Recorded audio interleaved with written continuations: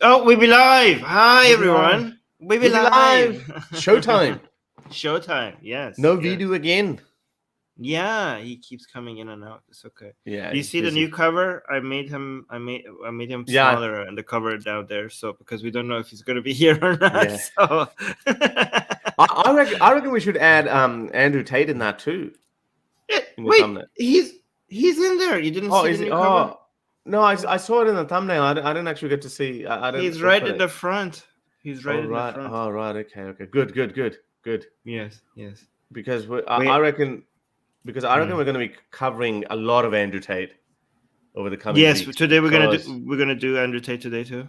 Yes, we've got some major developments, and it's quite interesting. And you know, like the more I look into this, I never really paid much attention to Andrew Tate, but the more I look into this, the TATERS, as they like to call themselves, TATERS.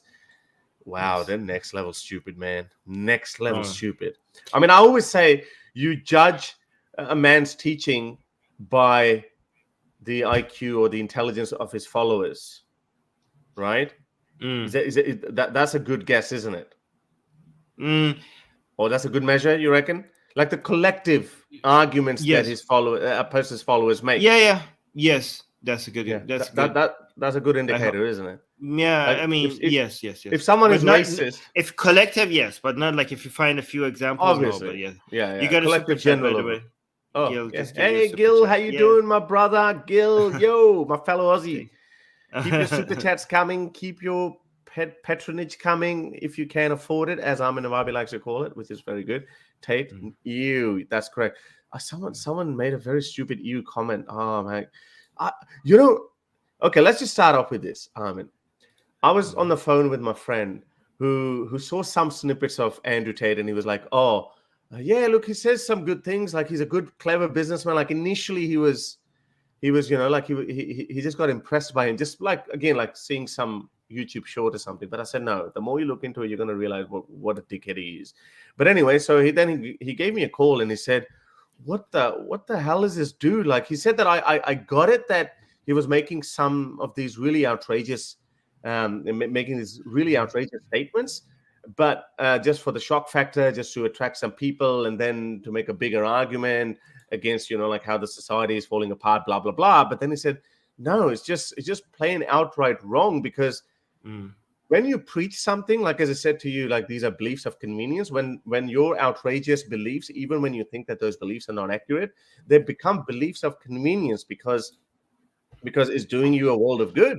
It's bringing you notoriety, it's bringing you fame, and then you start believing in it yourself, even though initially you might have thought that I'm just going to say it to gain some attention. So anyway, so he made a very funny comment. He said, yeah, look, he watched some clip of Andrew Tate in which he said, Andrew Tate said that, oh, look, if you drive a Tesla, then you're a brokey. I drive a Bugatti. So he said, like, how stupid is that? That's just like making fun of pretty much 99% of the world's population who can't afford a Bugatti. And he said, now, should I say, hey, you're a cellmatey, you're in prison, ha ha ha? Like, it's just so stupid. I was like, yeah, I should tell you, hey, Andrew Tate, by the way, have you actually seen Andrew Tate's photo where he's sitting in a prison van? It looks like okay.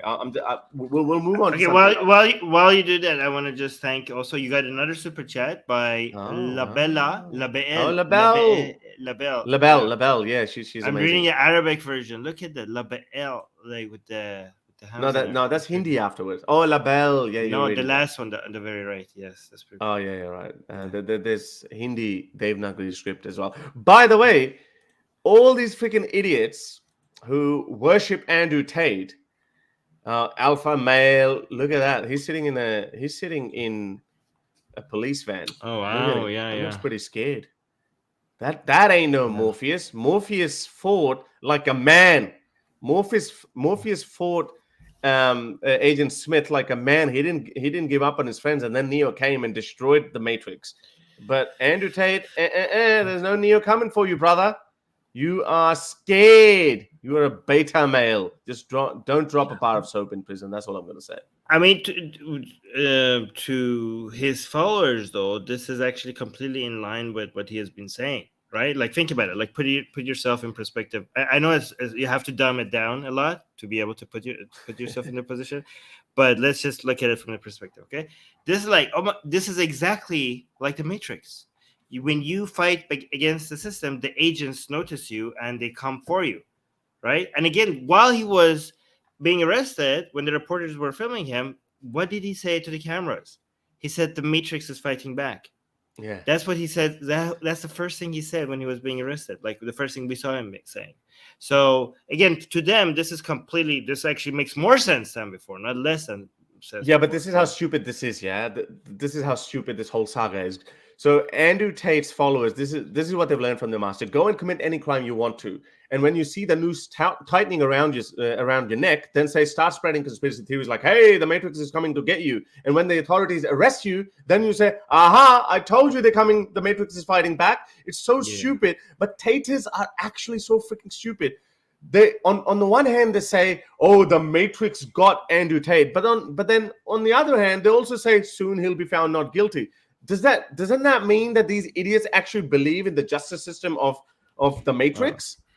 I mean, if there is actually a Matrix, if there is this corruption, like this whole system is corrupted. I mean, of course the system is not perfect, but if you say that, oh, the Matrix is so strong and that there's grand conspiracy to shut him down or something, and he's innocent of all charges and all crimes that they accuse him of, then they're not going to let him come out. Then they're not going to let him walk free out of the courts to say, hey, you know what? This guy was innocent. We didn't find anything wrong. Like if they're guilty, for example, when they say, oh, they first they deplatform you, then they arrest you, and then they kill you. Bull freaking shit. If that was the case, then Alex Jones would have been killed like 20 years ago. They just make this shit up. They're so stupid. Oh, by the way, you shouldn't say SHIT because YouTube has just came out with new policies. All right. And they are very aggressive now about swear words. Like it just recently happened. So I don't know what the hell from. Okay. But here's a I do want to mention that this whole Andrew Tate and Jordan Peterson phenomenon is actually a lot bigger than a lot of people understand. Okay, this is a new philosophy that is growing, and it's a huge problem. And young men are the target, and it's bringing conservatism back. It's coming out with a new angle to fight all the progress that we have made with regards to freedom and liberty and fighting useless traditional values, right? And I don't know if you guys know about the entire philosophy. They have a consistent philosophy behind all of this. Are you telling me that these two are the pawns of some grand conspiracy? Because like Taters are so stupid. These people collectively are so freaking stupid. If you told them, let's just imagine Andrew Tate comes out of the prison, or he's acquitted, or he's not found guilty or anything. If we hashed another conspiracy theory like these people create, that hey, this is not the original Andrew Tate. They killed the original Andrew Tate, and now this is Andrew Tate imposter. Well, actually, no. Let me. Do you want to know the world philosophy that these people have? Right. Sure. So, and again, if you want to understand them, these people, all right, the followers of Jordan Peterson and Andrew Tate, again, they do. Having the framework will make you be able to attack. And again, this is a serious threat because we are seeing more and more young men agreeing with these things. And so we have to look at everything that is fighting liberalism. We have to fight back. So that's why we're anti-religion, because it's limiting how much liberal values can grow, right? And this is almost the reason why Andrew Tate is finding an ally in Islam, okay? Because they have a shared enemy, which is liberalism. This is also why Jordan Peterson is going on this whole a parallel movement to the Abraham Accord political movement. They're also doing that now from a media perspective. They're trying to copy that because they're trying to bring all people with traditional values, whether religious or non-religious, to fight back against this world liberal order that is taking over, right? So us liberals have to understand this and see what weapons and what arguments and what new frameworks are they using against liberalism, right? And just like religion when it originally grows and starts, it goes after young men, right? Almost every ideology, when it tries to radical ideology, when it tries to recruit, it goes over after young men, right? These are basically doing the same thing. And also, I'm not trying to. This is not a conspiracy because it's not pre-planned. It's organic.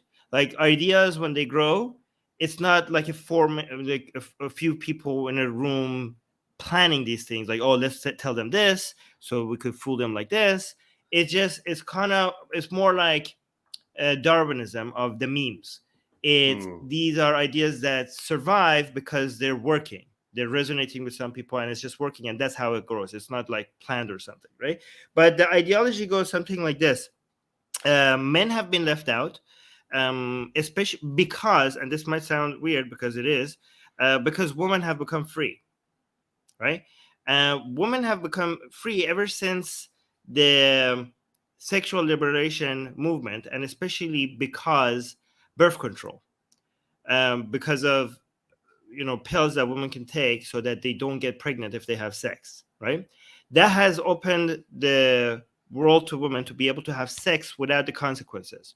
Women used to be a lot more conservative and picky about who they have sex with because the cost to that was pregnancy. Now that they don't have to become pregnant, now they are having a lot more sex, and now also because of women liberation, they are free to pick who they want. And this is not natural because again, I'm not saying this is all stupid. I'm just telling you what they're saying. So YouTube, this is naturally, women are only attracted, would be only if they had all the options, they would be only attracted to the top, let's say 10% of men, right? Even though men are attracted to 80% of women would be, if they had experience, they would be mostly attracted to only like 10% of men, right? So this wasn't an issue when we had traditionalism, because women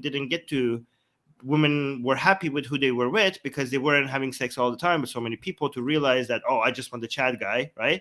And their men were picked for them by society, by the fathers and but now that we have opened the door to this, these women are now going and having all the sex with only 10% of the men, and there's a lot of men who are without partner because of this. And I could go on about what they say the consequences of this are, but I will stop here. If somebody wants to ask, I could continue. But this is what we refer to as the incel movement, is now also the beginning of a new conservative movement. This is why we get phrases like Islam is right about women. White boys in Western countries are now going around and saying Islam is right about women because of all of this. But there's a lot more detail to it, but I don't want to bore you guys. But yeah. I think I agree. It makes sense. What they say, I mean, just to be clear for people who don't know what you're saying, what they're saying doesn't make sense, but what you're saying, it makes how sense. You're identifying it, why Yes. they actually say that. I say that. I just want to make sure people don't think like you're also obviously. I mean, this guy is such a big fan of Matrix. I think it was Matrix. What was the second Matrix called? Reloaded or Revolutions? I can't remember. I think it was Matrix Reloaded. Only the first one was good, anyways. The second one was good too. In the second one, at the start of the movie, Neo just gives out a warning to all the agents, and he says, like, I want to create a world where there are no boundaries, no limits, where people are free. So, I mean, what the kind of world that Andrew Tate and Jordan Peterson want to create, that's not a free world. That's a world with very strict, strident, contingent rules, and especially at the brunt of it are the women. They say women, like this is what Haqiqatjou says it more explicitly. Hey, women, don't empower women, because if you empower women, then they're going to have control over their bodies. If they have control over their bodies, and as you said, if they have control over their bodies, then they would have, then they would be like more conservative about sex, and then they're stuck with a guy that the father or the brothers have chosen for her. So how's that freedom? And this is why the West is called the free world. Now, I know we're going through a bit of an upheaval where our society is at the crossroads where we'll see how I reckon, I've always said it, we will evolve past it.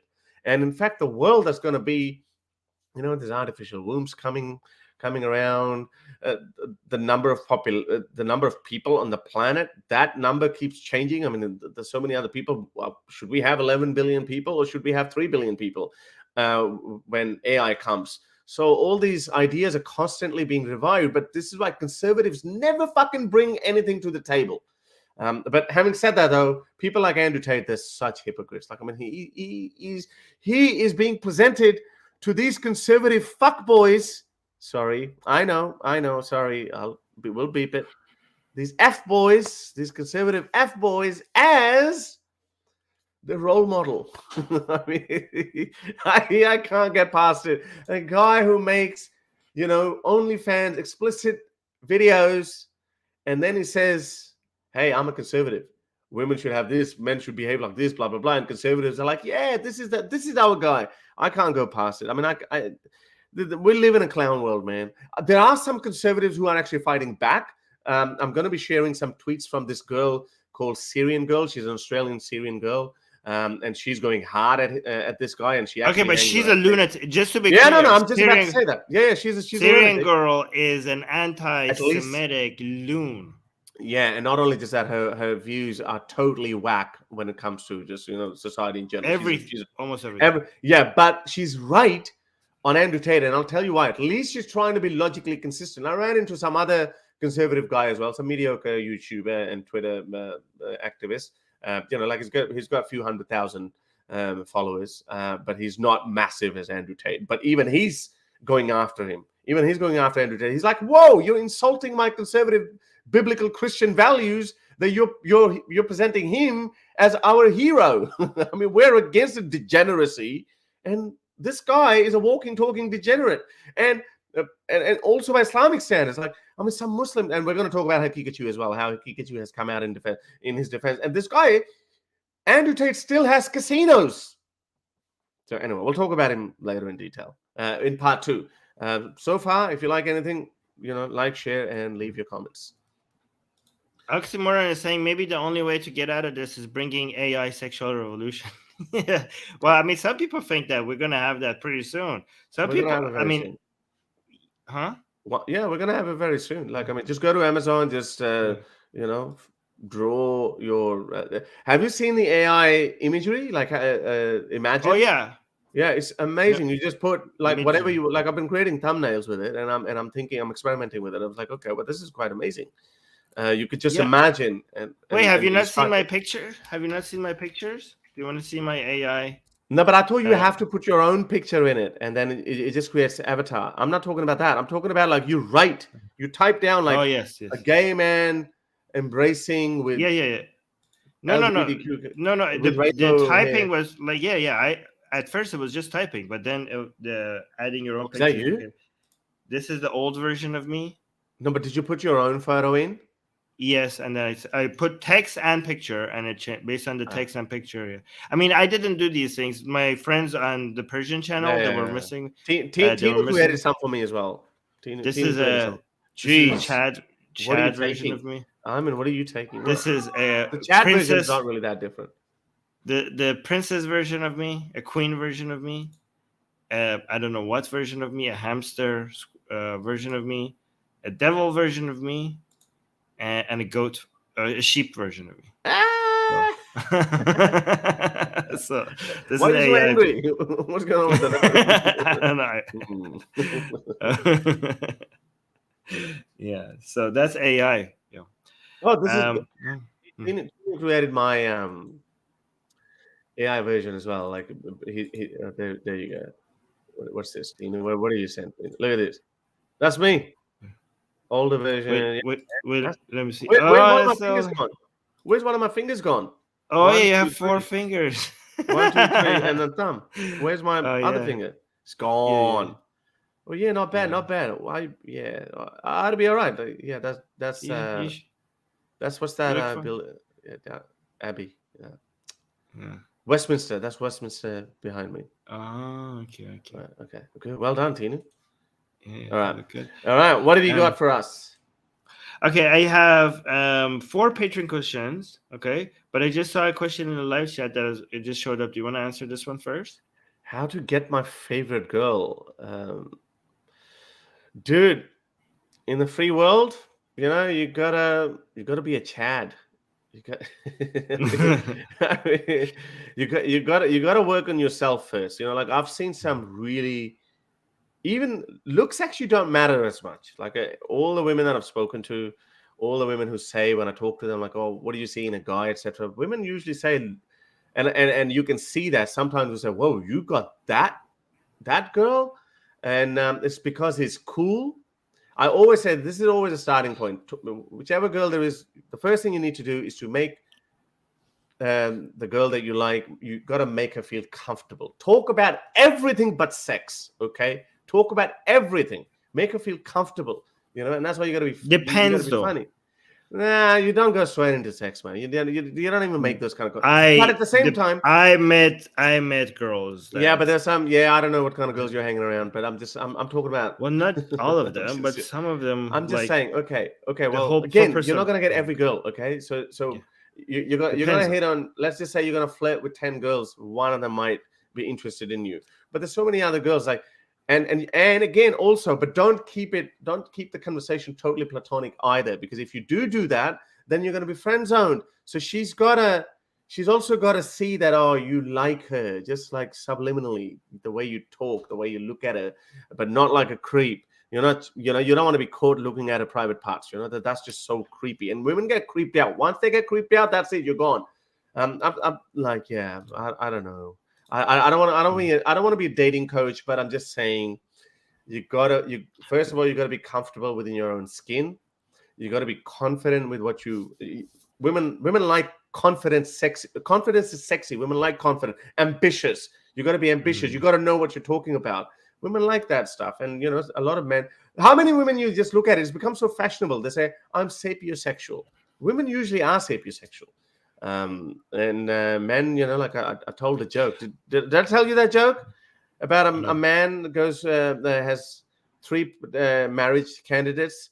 And he says, okay, I'm going to decide who I'm going to go with. So he gives each and every one of them $5,000. And the first girl goes $5,000. She spends it all on herself, and she comes back and looks all done up. And she said, oh, I spent $5,000 on me because I wanted to make myself sexy for you, so you like me. He gives $5,000 to the other girl. The other girl goes, the second girl goes, and she buys all the gifts for the guy, for him.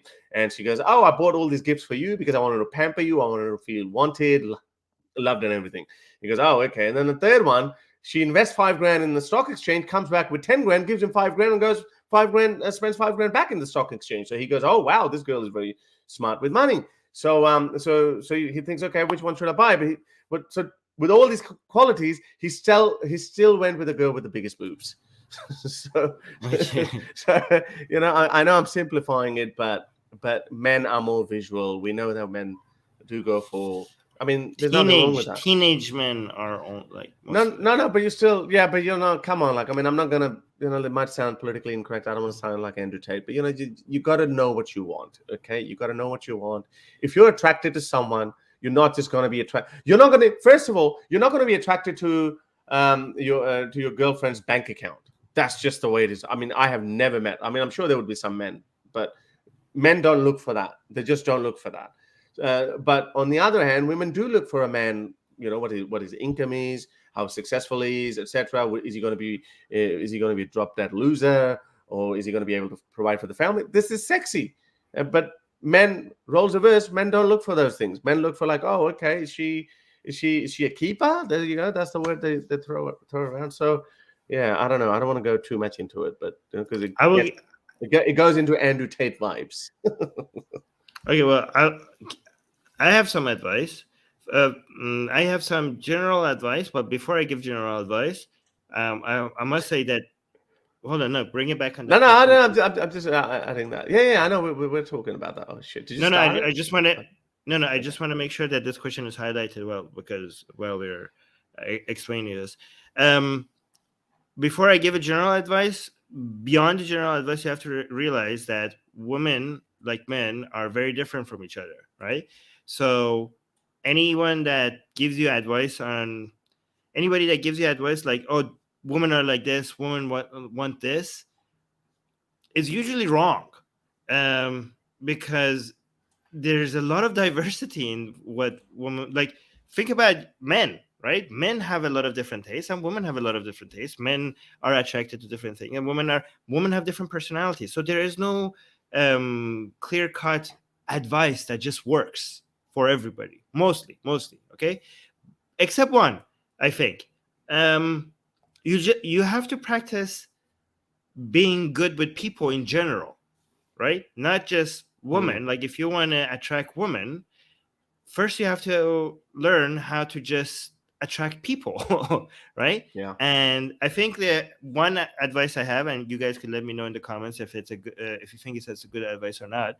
I think if you are not a person that is comfortable talking to people in a way that they become attracted to you, as not just as a partner but even as a friend, to just want you as a friend, I think instead of just going in, a step-by-step guide is that instead of just going right at it and start trying to talk to women in a way to get them attracted to you, first just look at people in general and maybe just like men and feel like, okay, how do I go practice in social gatherings and talk to men more often and get them to be interested in you? Because it's not actually that different, okay? If men find you interesting to talk to, women will also find you interesting to talk to. It's not, this whole idea of men are for Mars and women for Venus, they're actually a lot more similar than people make it sound, right? Most of the things that men find interesting in somebody, women find the same things interesting in a person. Like if you're in a gathering and you're saying something and people are like, oh, wow, that's interesting. A woman is not going to be like, oh, no, that's not interesting because I'm a woman. Like they usually both find you interesting if you're saying something that is worth. Basically, you're a people's person. Right? And that's actually very good advice because, most people who are good with women, they're actually good with men as well because they're very likable people.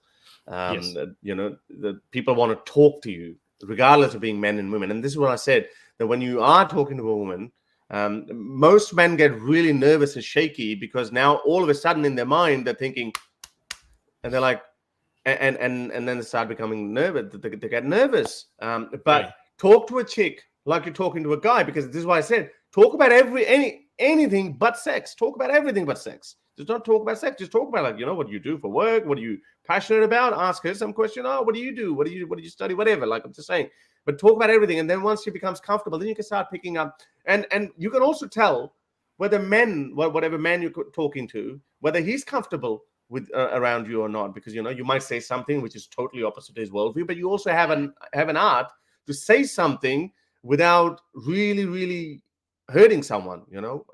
I get in these religious conversations all the time with random people, not random as in like totally random, like friends of a friend, and they ask me like, the conversation always goes there, like, oh, what do you do? So when I tell them who I am, and then I say, oh yeah, sometimes like I run into conservative Christian people, even conservative Muslim people, and then I'm like, yeah, but there's a way of saying it. Like you don't just straight away go to, hey, your prophet was a PDF file. You don't go straight into it. So you have an art of talking. So you apply the same logic when you're talking to women as well. And at that point, I think you shouldn't be thinking about that. Yeah, but let me give you the steps that I think is like, go and talk. If you're a man and you're attracted to women, okay, go first and try to learn how to make men interested in talking to you, okay? And then after that, the next step is to go and try to find women who are interested, make them interested in talking to you without the goal of dating. Like just go find female friends, okay? Especially female friends that you're not attracted to, okay, that are not your type, because your goal is to just like, okay, I am talking to women, they are talking to me, we both seem to be having a good time, this is not about dating, I'm just getting comfortable talking to more women, okay? And then the next step is like expand the circle of female friends that you have, so that, and again, one of the best ways to find women who want to date you is to just increase the women who are your friends without even trying to date each one of them. Like you could, that if that circle grows, eventually one of them would be interested in dating you. So that is my advice. That works especially if you are in college or in high school. But for right now, the problem is that people, when they come out of college and that they advice, don't have, Yeah. But that Right? advice only goes as far as the first encounter goes, because then it needs to change drastically. Yes, It yes, yes, needs of to turn course. into flirt. It needs to, like, she also needs to Yes. know that No. he's more interested than just a freaking geeky talk. She needs to know Yes. that as well, that okay, he likes Yes, her. you So need to that's make a only the move. first. Yeah, this is Yes, just the you're right. initial very first encounter. So just a couple of comments in relation to that. He said, "I practice my dancing and good at cutting it up on the dance floor. Great for getting physical intimacy." Yes, guys who can move, and I never could. Like I tried some Bollywood dance floor moves on the dance floor, but I always felt like I made a fool of myself. So I'm not one of those guys. So yeah, there's a movie Hitch, Will Smith's movie Hitch. He just goes, just do this, just don't go freaking Michael Jackson on everyone on the dance floor. So anyway, I will be attracted to a very large bank account. Maybe that's just you, Shane Wilson. But yeah, look, again, each to their own. We're not in the business of shaming people. All right, let's move on. Let's move on to something else. All right, so we have Patron questions. Guys, if you want to ask your questions, you could either become a patron on Secular Jihadists, or you could give super chats to Harris and I. So if you're watching this on Harris Sultan's channel, consider using a super chat. We answer super chats as well. So yeah, or you could become a patron on Secular Jihadists. Also support Harris, become a YouTube member on Harris's channel. Oh hey, Vito is here. He's not here. He's in the background. He's just watching. Yeah. He's just watching. Hey, Okay, Vito. hey Vito. Okay, is that really him? Because looks sometimes like I don't think people will be creating fake accounts. Tell us, Vito. Tell us something about us that only you know. Okay, Yeah. no, wait, no, Oh, wait, yeah. no, wait, wait, don't no, don't. I'm sorry. Okay, first Patron question. If there was some way to 100% prove guilt, would use? There's a comment. There needs to be a comment. 100% prove guilt, comma. Proven guilt. Okay, proven guilt. Would you support the death penalty? Personally, I am anti-death penalty because I think the state executing the wrong person is too great of an evil to risk. But if there was some way to ensure guilt, I'd support it. I would not support it even if we knew 100% that person was guilty. I would not support it. Okay, there's so many different reasons. Okay, first of all, a government should not be in the have the authority to take life unless if it's in self-defense, unless somebody is actually like it's in war or the police is being shot at or something like that, right? That authority that should be taken away from the government. The death penalty, we have enough studies to show that the death penalty does not have the deterrence effect that people think it has. Okay, so it doesn't work. It doesn't work, especially on people with a criminal mind, right?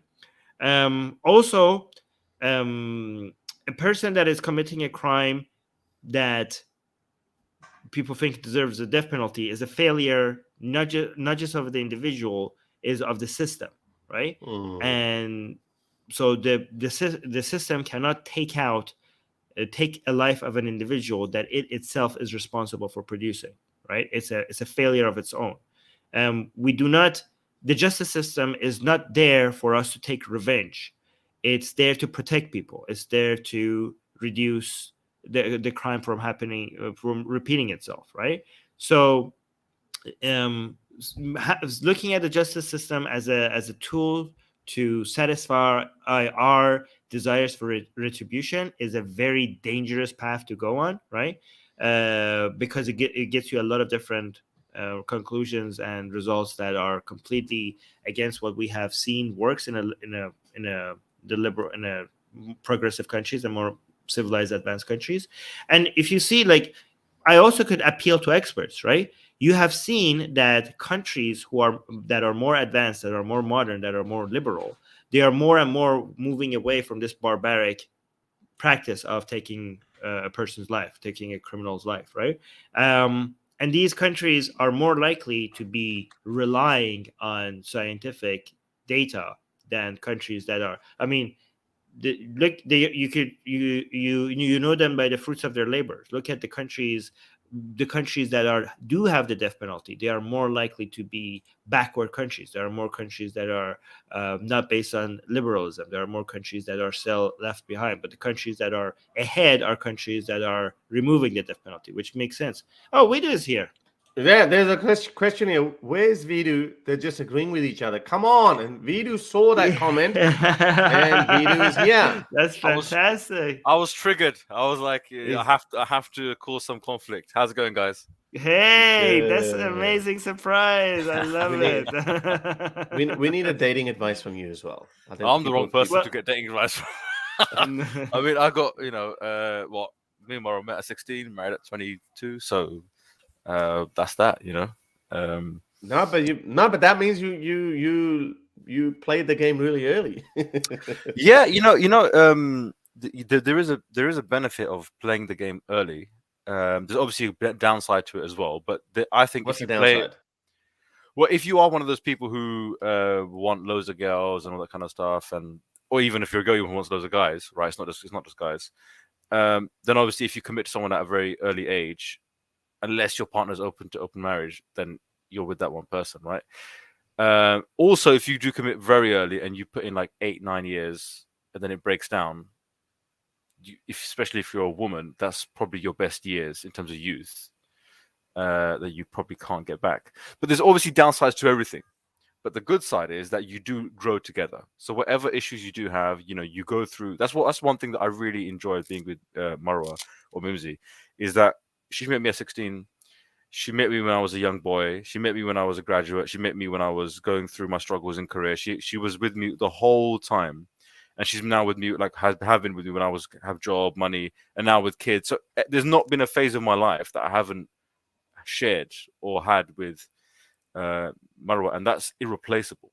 That's something which you can't replace with any other kind of experience. There's definitely a benefit for both men and women to get hitched early. But this opens up another can of worms. I know Harris and Armin are about to jump in and start, get their daggers out. I'm just gonna say, look, it's obviously it's beautiful, and I was talking to someone who's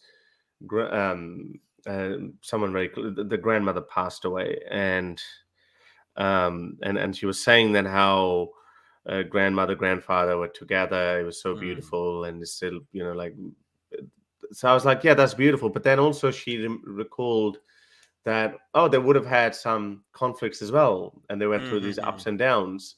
And then I look at ourselves, because we are now spoiled for choices. We do live in a free society. I don't think we as species, we as people were designed to be monogamous. I don't think we were. And this is why most societies turned up polygamous rather than, what's the word for when monogamous? Yeah. No. When women have more partners, I forgot the word. Hypergamy. What? No, the hypergamy is like when polygyny. I think. Polyamory. Polygyny. No. Yeah, I think so. No, not polyamory. Yeah. Anyway, so I read a study. Yeah. I think there was like 1,000. I think I tweeted that. So there were 1,000 cultures that looked at. Majority of them were polygamous, and then monogamous, and then very few of them were like where women had multiple sex partners. So I do think biology has a role to play in that. And if you go through, like you guys are 30, 31, I don't know how you're still at the peak of your powers. So I think, as beautiful as everything is, family and everything, I don't know, like I would, again, not wishing anything on you, but in the same, like, if I was that, I think I would have gone through, like, my relationship lasted 13 years. Yes, there were lots of ups and downs in that. And it was beautiful. And then I thought, but then I hit my late 30s, and I think my ex-partner, she was going through the same phase of life as well. And then it just fell apart. Yeah. So I don't see that as a loss per se. Like, yeah, it is sometimes it is sad, but it's not really the end of your life. Like, no, of course you go, not. okay, so you go on, you start something else again, and that might end as well. And then I see that as life, like in brackets, like life is going in these little segmented life. I can't imagine. I think it sounds very beautiful if you were to write your biography or memoirs that I met my high school sweetheart when I was 16, and then they both died together on a deathbed at the age of 95. It's very beautiful. No, I agree with you. And this is actually, despite the fact that I've been like in a marriage or whatever, or relationship since I was 16, I 100% agree with the facts, the biology, all of that stuff. I don't disagree with that. I think monogamy is a choice. It's not a default setting. You have to go in with a choice. You can't be like, well, this is just going to work out. No, it's not going to work out like that. And if you look at the stats on marriages, like 50% end divorce. So people have become serial monogamous. They have one relationship, one-on-one, break up, another one-on-one. So really, is that true monogamy in terms of one man, one woman for life? Not really. On the other side, I have found that me and Marwa, and this is where I don't know about the specifics of your relationship, so I'll speak in general, but we have changed and we have evolved, but we've evolved and changed in the same direction together. So, for example, the biggest example is when we both became ex-Muslim. It was almost like, like I can't remember, there's this word that Dawkins uses where there's two different types of animals in different locations, and they both kind of evolve in the same direction independently. There's a term for it, right? Yeah, I forgot the term, but yeah, no. There's like an independent kind of evolution in the same direction. That's what happened to us. We were discovering Islam together and exploring it together, but at the same time, you both kind of left. Now, imagine if. But were you talking coevolution? Coevolution, yes. but were you talking to each other? You think that one might have influenced the other, or something? Oh, well, we definitely had an influence on each other. I mean, we were talking to each other, but there was a part where, because I was working in abroad in the UAE, so I was away from her for 3 months. So when I came back so I was by myself and she was by herself. When we both came back, we both were like, "Yeah, this is not true." And I was scared to say it, but she said it, and I was like, "Oh, she believes it as well, so it's okay for me to say it as well." But there was that pit. But if we had stopped evolving in the same direction, then it would have broken up 100%. 100% it would have. So even if we loved each other, if we go in different directions, it's going to end. So I think as partners, you have to grow in the same direction at the same time. And when you don't, that's where you get conflicts. So even if you love the person, your life goals, your objectives, they don't match up anymore. And that's where you get issues. Okay, I don't really think, when people, again, goes back to the advice I say all the time, there is no right way. Right? You have to go discover this for yourself. Like what works for me and what works for Harris and what works for Vidu could be completely different. And so but there are general principles. You would admit that there are general principles. So for example, it's better to evolve with your partner rather than against your partner, or in different directions. So not even that. I do agree there are certain, not even that, because sometimes you complete each other, like in a way. It's like there's something that you like. Complete each other's sentences. No, complete each other is like this. I say half the sentence, the other one says completes the rest. Are you hitting at me? Muslim. Like, are you trying to, because we complete each other's sentences all the time. Okay. No, but even like, because a lot of people are good matches, even though they have different interests, they talk about different things, but but they have enough similarities. I'm not saying, you're right. I'm not saying that me and Mara are like duplicates. Like, but in terms of life principles, like she has her own interests that are independent of me, and I don't really care, and vice versa. Right. But in terms of principles, like your main objective, that has to be the same. I mean, otherwise you'll get to for a your point, life. For your life. They'll get to a point where something will happen, and then that will be challenged, and then one person will say, "No, I can't do this." Someone will say, "Well, I have to do this," and that's where you have an issue. That's what I would say, and I think your principles have to be aligned 100%. Yeah, I mean, I just have an allergic reaction to people who say, like, I'm not. Maybe you're right here, but when I say this, it has to be this, it has to be that, right? Because sometimes things are just working out, right? And if like, let's say two people are together, and things are working, but if they had listened to other people who said, like, this has to happen, or it wouldn't work out if that happened, or I mean, like, the stars have to align, like. If they had taken those advice seriously, this relationship that is working might have not worked. If they were like, "Oh no, you guys don't have this. This is definitely going to fail." Yeah. But you do think the way we set certain standards, we do get subliminally, we pick up some cues from society at large, and then we say, and that turns into our behaviors. For example, in the West, they say that family system is falling apart because there's too much free sex and too much independence. And I do agree, there's a lot of independence, and when you empower women, yes, women get more say in deciding who is going to be their partner and how much, whether she's going to work or not, or how many babies she's going to make, etc. And then it gives rise to conflict. So whereas other traditional societies, they say where they promote monogamy as a virtuous action, or even in some Islamic countries they go with, okay, polygamy is allowed, but at least as long as a woman is under your thumb.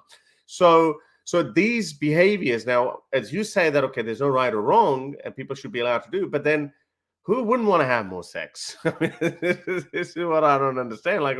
But fair enough, we have a very good example in Vidu. Asexual people.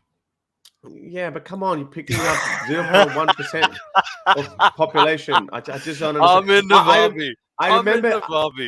I remember when Charlie Sheen, at the peak of his powers in 2.5 Men or something, he says, "Oh, I'm diagnosed as a sex addict." I was like, that's a lousy excuse. Who isn't a sex addict?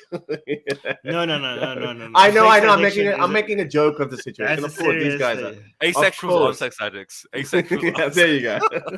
No.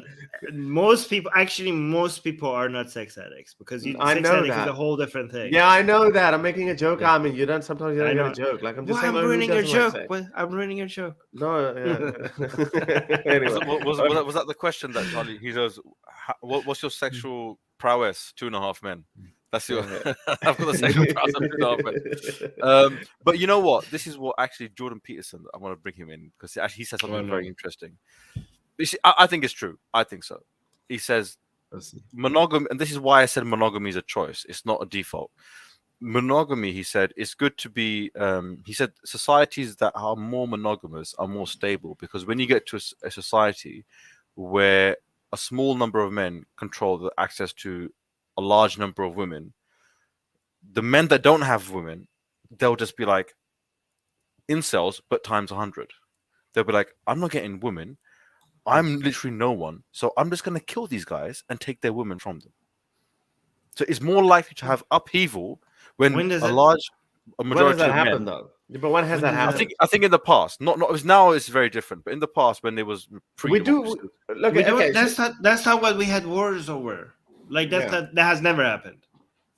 What's the first thing these guys do? What do they do? Before we had like oil, right? Fighting over. Though now those are the resources. But before oil, what do you do when you invade a country? You take their women. Yeah, but that's one of their women and children. You kill the men. So you get rid of the guy. No. Wait. What do lions do? Harris, I know you're a lion enthusiast. You're wrong. Your history is wrong. That's not what people. My biology isn't wrong. What do lions do? What do lions do? When they go into a new pride, they kill the men and take the women. And even the women, they kill their own children. But we don't do that. But that's in a war situation. Yeah, in humans. Right, exactly. That's what I'm saying. I think you're wrong. You're wrong. Wait, let me Harry, hold on. Let me get an answer. Listen, I'm not talking about asexuals invading. Asexuals don't invade because they don't have no reason to invade. Men don't invade. No resources.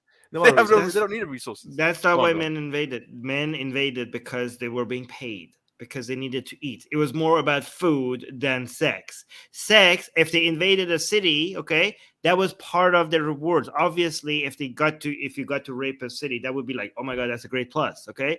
But that's not the reason why they went and joined as a soldier. There's one example in history. They went and joined as a soldier because they needed money and they were paying them. And there was a promise of getting laid. Why do you think they have this virgin stuff? If it was just money, they'd be like, not all the time. Most of the time, there was not a promise of getting laid. And also in situations when commanders in normal society, we have actually many examples of commanders being against that policies, and they had still recruited soldiers. So why did they were able to recruit? There is one example. There's one example to support Armin's case. Vidu's case. I don't know if you guys have heard the story of Etruscans versus Romans. So the common story is that the Romans didn't have any women, and so they invited Etruscans to, and they said, "Hey, let's be friends." Roman. Etruscan was a pre-Roman. Wait, you're celebrating Romans raping? We do? Yeah, no, so I'm Romans celebrating the example that's in my favor. Yes, Romans go. And like, so Etruscans came. They trusted the Romans, and that doesn't prove his point. It does. No. But their main magnificent empire. And their, that was their the main motivation. Again, it's a mythical story anyway. Myths are real. Yeah, no, it's if they're in my favor. But I know there are. You guys don't know how data works, okay? Like, yes, we have examples of soldiers being more eager to join the fight because that reward was there, okay? No. They did that for that reason, Armin. Exactly. Yes, but that's an example. That doesn't prove a trend. It does. An example doesn't prove a trend. Okay, well then, not. I'm not telling it to you. I'm telling it to video. Look, Armin, you don't need. Armin, look at him. Armin, let me explain it properly so other people may understand that too. You might get the point, but others might not. Okay, let me explain it. So, what Vidu is saying that and I disagree with him. I think majority of wars have actually been fought. For example, when people say, "Oh, wars have been fought over women and land," it's like, when you ask them, how many wars have been fought over women? Helen of Troy. And I don't know. It is always about land and resources. That's always the case. It's not about women. And it's not... women are resources. I'm sorry to say this. But Roman. Hello. Do you want to go to mommy? Yeah, he wants to go to mommy. Oh, hello. Go to mommy? There is. Mommy? Sorry. That's okay. Hang on, give me a second, guys. Sorry. Okay. Talking about hang on a second. Yeah. So yeah, no. I think what he said about Jordan Peterson, I don't think that's. I think Jordan Peterson comes up with these wacky ideas, and I think they float with incels. Now, incels there are a lot of sexless men out there. I mean, a lot of studies are coming forward, and they're saying that men are having less sex, and the top 20% of men are having more sex, and so I don't know what kind of consequence it's going to have. What do you reckon? Wait, I just want to say for example, let's say companies today sometimes give you I don't know, a reward to taking you on a trip, right? They take you to Mexico as a reward for good performance, right? And everybody's excited, like, oh my God, that's amazing, let's go. They're giving us a bonus. They're taking us on a trip to Mexico, okay? Does that mean that they were working for this? People work in general. The concept of working for companies is because of trips to Mexico. It's not. It's because of money. People need to eat. People need to survive. Okay, but if we have and maybe we could find an example that somebody signed up for a company only because they have a lot of travels and this guy likes to travel. But that doesn't change the idea that the concept of working for companies is because so you could get paid, so you could pay the bills and eat, okay? And in general, in history, most of the time when soldiers signed up to join an army is because they needed to provide themselves with food and like with their family or whatever. Maybe some of them were like, okay, the pay is good, and also they let us, I don't know, rape women, so that's an additional bonus, so that might have been a major influence. But in general, if the pay was not there, most people would not join armies. Anyways, that's what I'm saying. Anyways, I don't know how we even got here. We were talking about, started with relationship advice, and then we went into monogamy versus polygamy, and then so monogamy. If you want to say it's unnatural or rather a choice, I wouldn't say unnatural because some people do naturally want monogamy, which is fine. There's a spectrum of people. I reckon there's a lot of social brainwashing in that. I agree. As someone who's monogamous, I have come to this realization because I'm like, monogamy was the only thing that I kind of still believed in since pre-Islamic. That's my pre-Islamic remnant, you could say, belief. But Islam is polygamous. But Islam is polygamous. It is, but most people, especially in the Western world, you're monogamy, right? Whatever it is. I mean, but that's just modern Muslims. Islam itself is not. So modern Muslims, it's monogamous. So I'm like, is it really though? And everything you were saying about, like desire. It doesn't matter how much you love your wife. Your desire is not going to go away. That will never extinguish as long as you have blood pumping through your veins, right? and 1 drop of testosterone, that will never go. Doesn't matter how much you love. So that was like, how do you reconcile that? And you know, is it something I have to marry someone just to have sex with them? Like, that's a high, like, and everything that comes with marriage, like it's such a high price, very high cost to have one sexual encounter. Doesn't seem fair to me, right? So I was like, really? And then on the flip side, like a more Abrahamic way would be like, oh, you're being perverted, you got bad thoughts, dirty thoughts in your head, go have a cold shower, whatever it is. But I'm like, and then they're also very anti-masturbation. So the only way I can have really is to have like marry someone, have a legal contract to have sex, and I can't even masturbate. Like there has to be a middle way in between those two. You can't tell me my only option is marriage or just become a monk. This is actually a good point, because limiting the way that you could satisfy yourself makes young men frustrated, and young men now you have an army of people to recruit from. So the same people yeah, exactly. That's what I'm saying. That's a good point. Yeah. So a lot of people from the right lean, you know, they prescribe you with a way of life that creates the frustration that they could then recruit from. Yeah. That's a good point. But this, you know, so I do think there is the fact is we don't have a very healthy conversation about sex and masturbation, this kind of stuff. Either you're a porn addict or no fap, bro, no fap. I don't even look at this. I don't even like. You know, or it's like that's a sin, and you're perverted and you're dirty. Like some of the examples of Muslims I've seen, this one famous guy, he's like Andrew Tate's bodyguard. What convinced him to stop masturbating? Oh, some imam told him, if you filmed yourself masturbating and you were like, oh, like you'd be so embarrassed you never want to masturbate again. I'm like, I wouldn't film myself taking a shit either, right? No, wait. A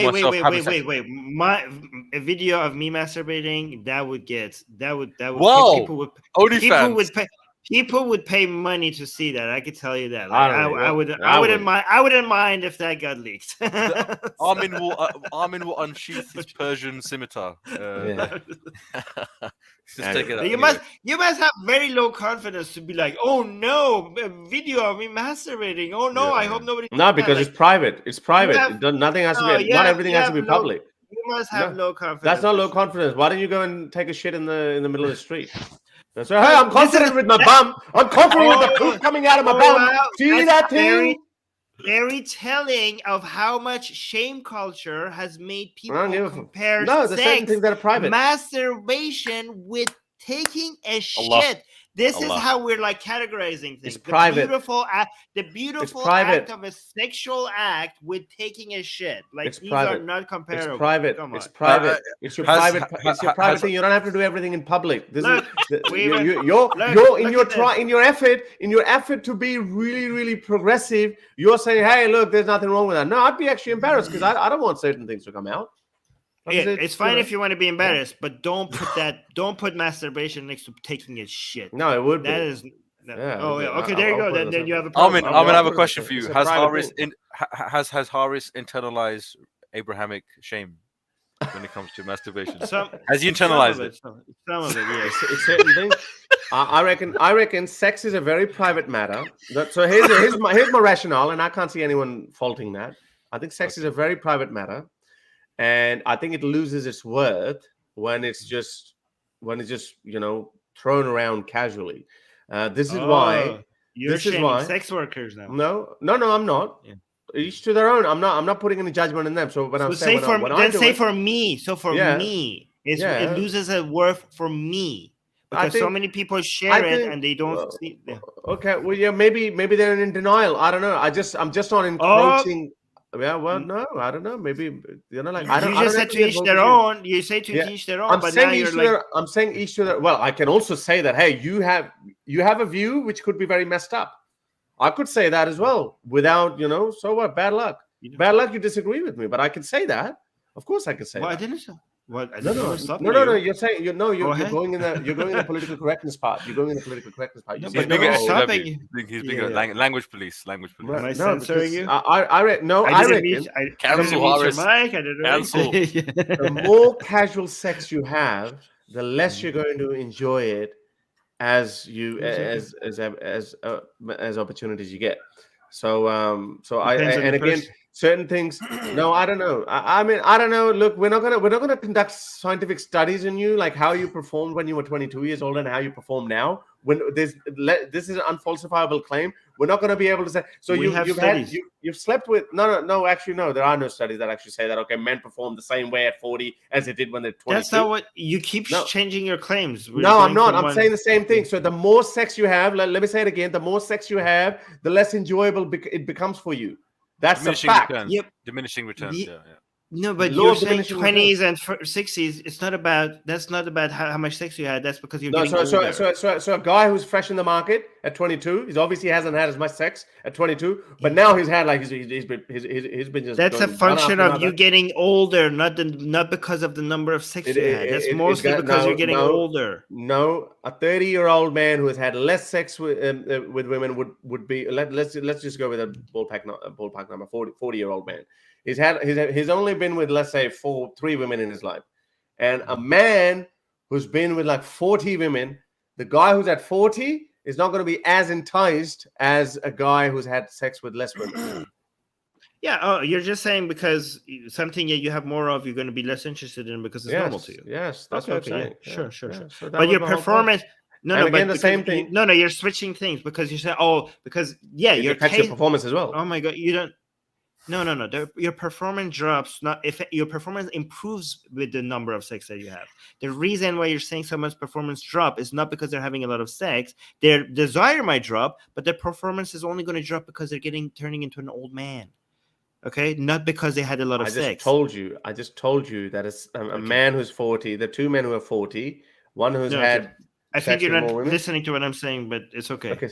Yeah, but should we move on to the other topic? Did you get what I said? But anyway, so based on that, I can say that sex is a very private matter, and I think it should not come out. You cheapen it, and it's a very strong human emotion between 2 individuals, and therefore those people should respect it. That's what I'm saying. So having a wank on camera, you can do whatever you want, but I think that's not something to be. You do you, okay? You do you, okay? If that's your kink, if I do myself, how am I going to do myself?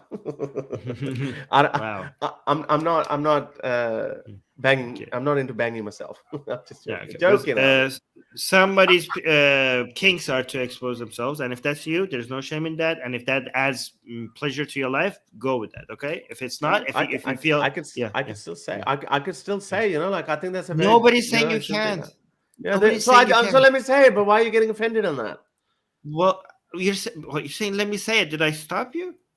You say you. Okay. Yeah, no, that's fine. You say you do you. Like I'm sorry. I felt maybe you didn't. Okay. Like Okay. Sorry.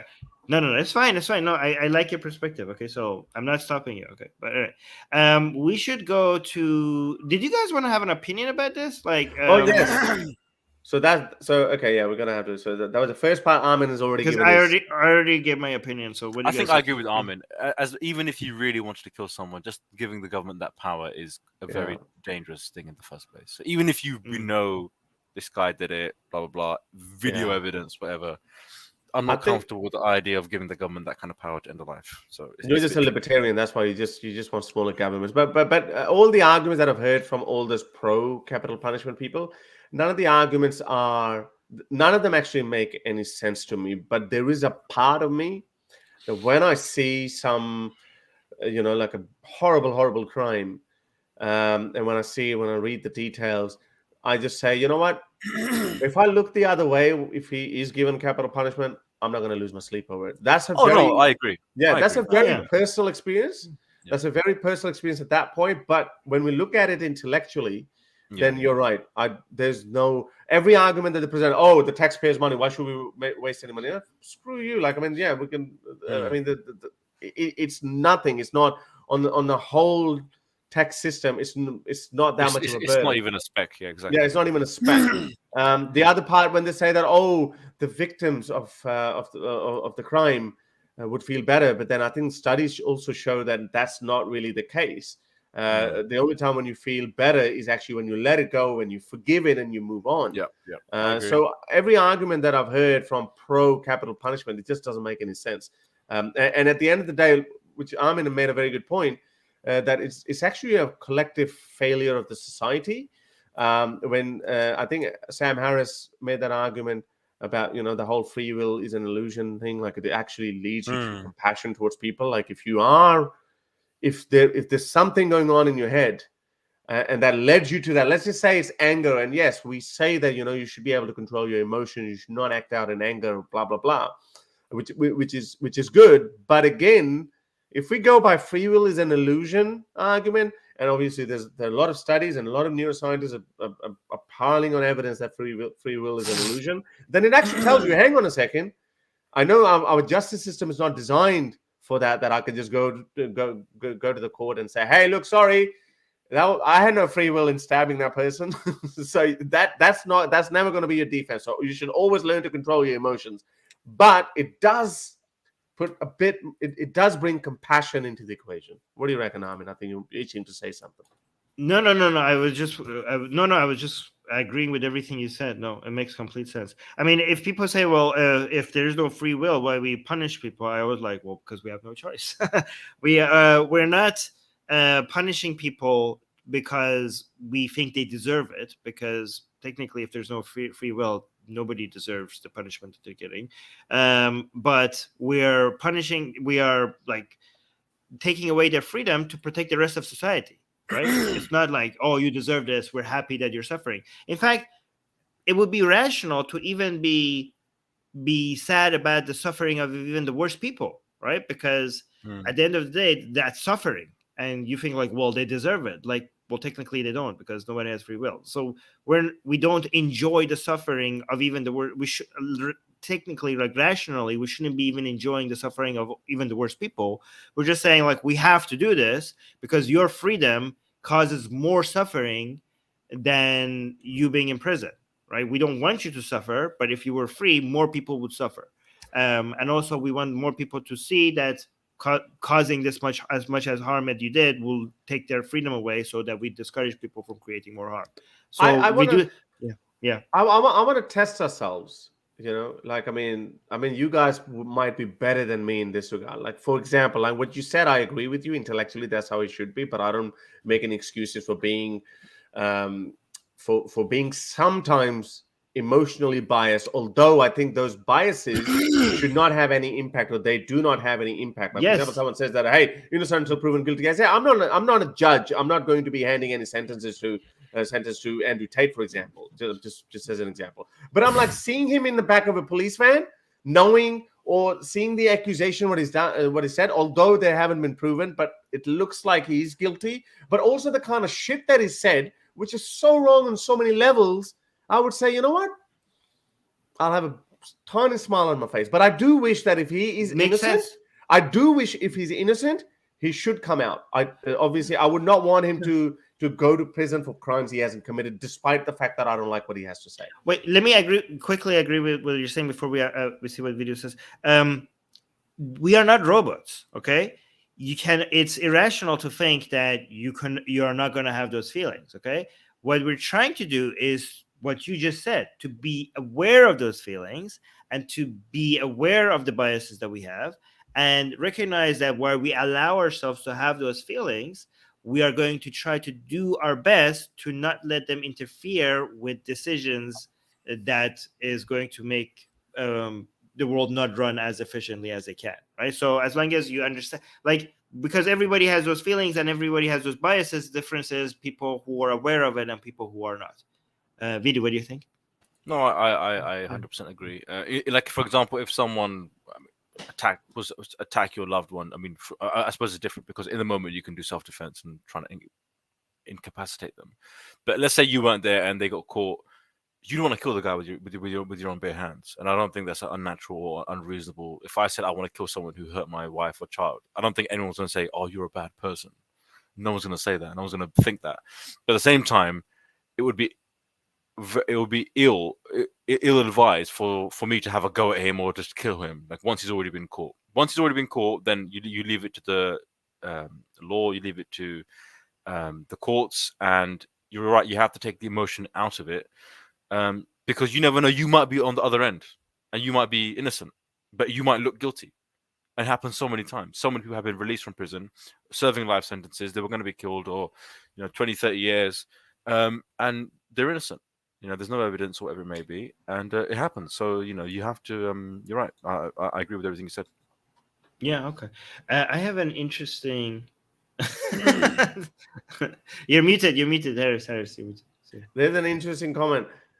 We are not robots, said by Armin and Imran Khan. But Okay, that's not fair. That's not fair. You're in There's good a key company. difference. You're in There's a good key- company. There's a No. key difference. Armin was inclusive. He included men and women, whereas Imran Khan said men are not robots. In the context of when we look at sexy women, we can lose ourselves. Again, this is Imran Khan, not obviously Okay, and Imran Khan was excusing, if I remember correctly, he was excusing rape. Really? Yes. Yeah. Oh shit! He said men are Men not Men are not robots. Right? Like, oh my gosh. Sheesh.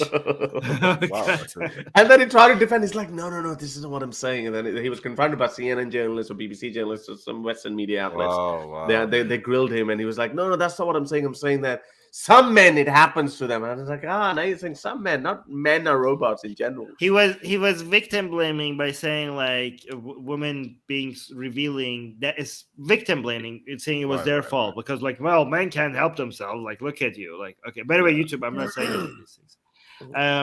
All right. So we have this with this news article, right? So the question is, are you in favor of charging parents when children get a hold of guns? And the relevant news item with this is this has just recently happened, by the way. Like this was yesterday. 6-year-old in custody. 6-year-old in custody. I can't like that part of the headline is already crazy. After Virginia teacher injured in elementary classroom shooting. So the news is that the 6-year-old just shot a teacher. And I don't even understand how does a 6-year-old get a gun, let alone a loaded gun. Did the 6-year-old know how to load a gun? Because how does that even? Yeah, wow. This reminds me of a Hindu child in Pakistan, which was about 6 or 7 years old. He was also arrested for blasphemy. But then the news stories hit the, like the news hit the global news platforms, and then. Then I think Imran Khan was prime minister at that time, and then they told him to get him out. But I reckon look, coming from an Australian point of view, and I think Vidu, you being obviously in England, and we have very strict gun laws. So would say yes, go for it. Like people in Australia, there's a law that police randomly can come to your house. Not that they do, but they can.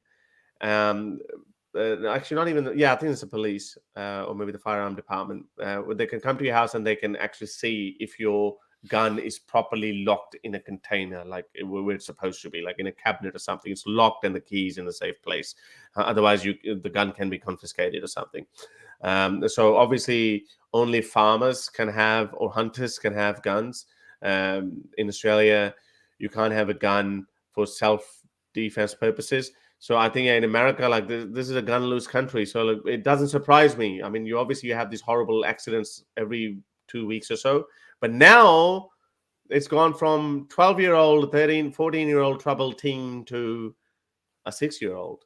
That's crazy. I don't know how the hell he managed to get a gun and then it was loaded. But he managed to shoot someone as well. I mean, that teacher must have been annoying for him to. Wait, what was the teacher?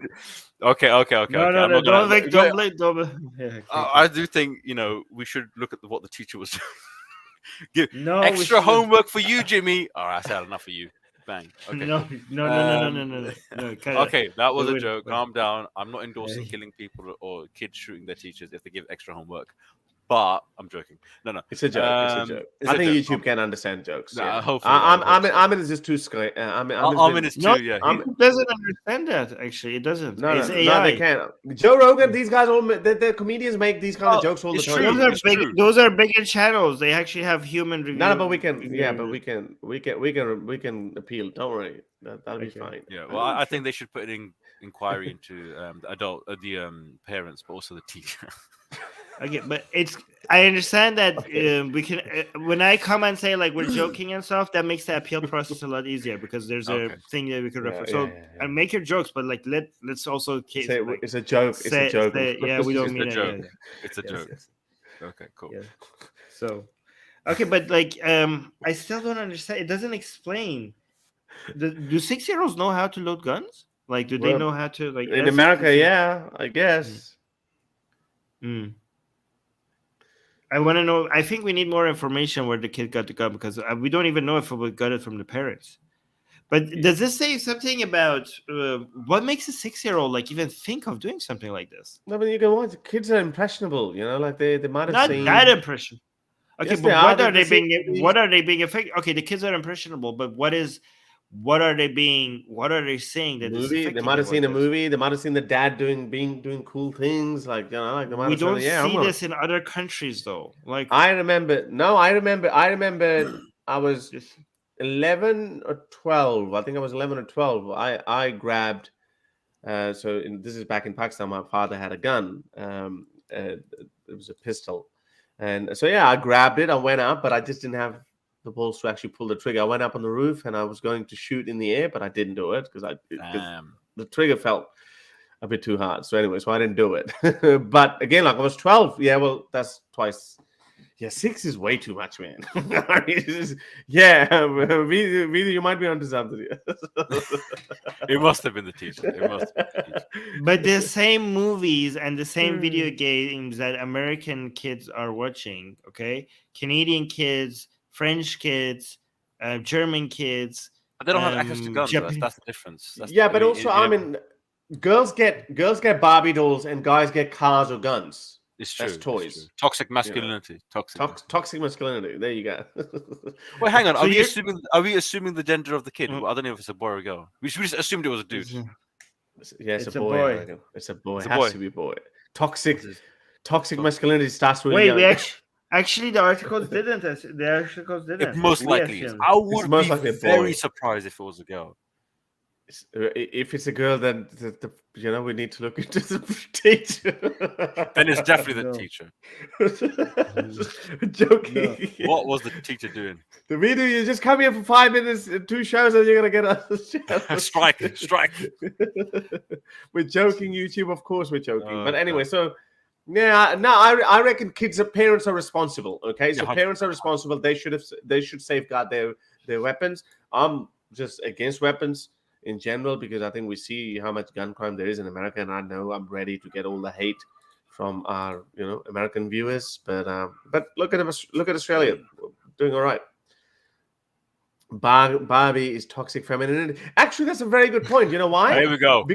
That's actually true.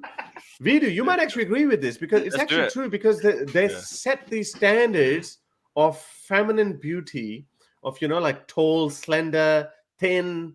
And then probably they're now making plus size Barbie dolls as well for kids. I think they're doing that.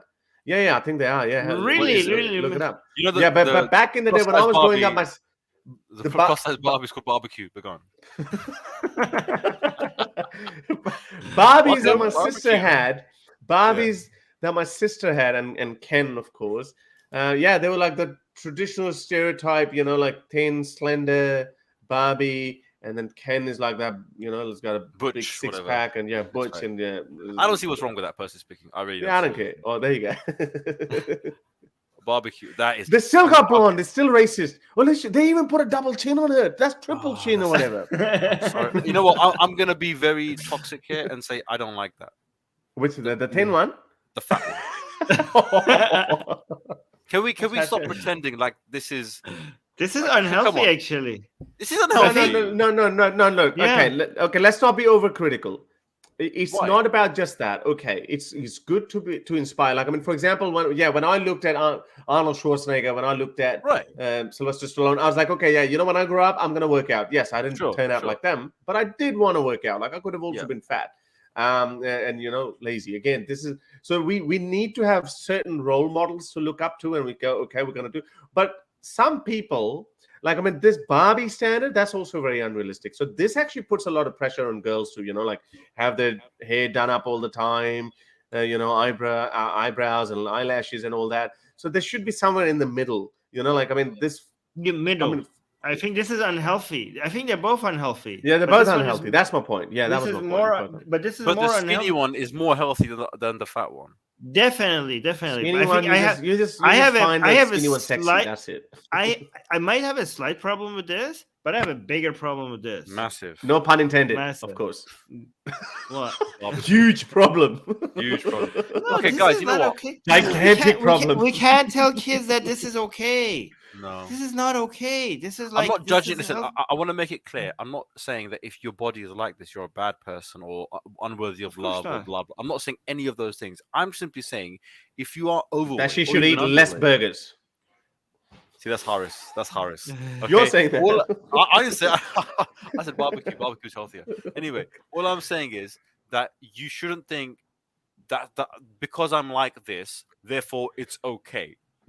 Not okay. Therefore, I don't need to tend to my body, right? Therefore, I don't need to improve my Right. health, right? Forget about external looks. Eat better. Yeah, forget about your six pack. You don't need a six pack to be healthy, by the way. No, You no, don't- no. Men or You women, don't. okay? You don't need that. In fact, they were saying that 10-15% body fat is good, right? That's healthy. To have like below 10 is like super rip, but actually that's not sustainable unless without steroids, okay? Yeah. So you don't need to look, like that Barbie doll on the right, but I suppose that Barbie doll on the right is more aspirational. When a dude looks at Arnold Schwarzenegger, he knows he's not going to look like that because we know he's taking steroids and he's probably a genetic freak, but it's aspirational. Even if you're 1% closer to that body, it's okay. It's better rather than going 1% the other way. So it's okay to have it as an aspirational thing, rather than if then go the other way and think, well, I don't give a crap about anything. It's okay if my body, my belly flops out and hits the floor. I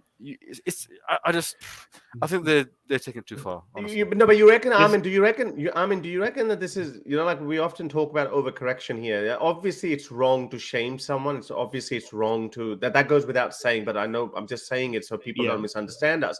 That you shouldn't make fun of people who have health issues or even image issues or whatever. We should never do that. We should never encourage it.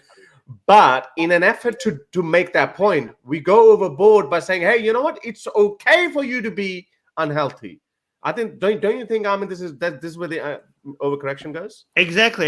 I think you shouldn't shame people, but you should also give them the correct information so that they could make the choices. If somebody chooses to be, fat, that's fine, but you should tell them that this is a health hazard. This is a health hazard. No shaming. These are for example, with cigarettes, like somebody who's a smoker, you shouldn't shame them, but you shouldn't also promote it as if it's okay. You shouldn't shame a smoker, but you should also tell them, like, okay, you should also put the information that this is hazardous to your health. But here's a better, I don't like this one, but I think this is better. Look, I think going from this to this, that's good. That's an improvement.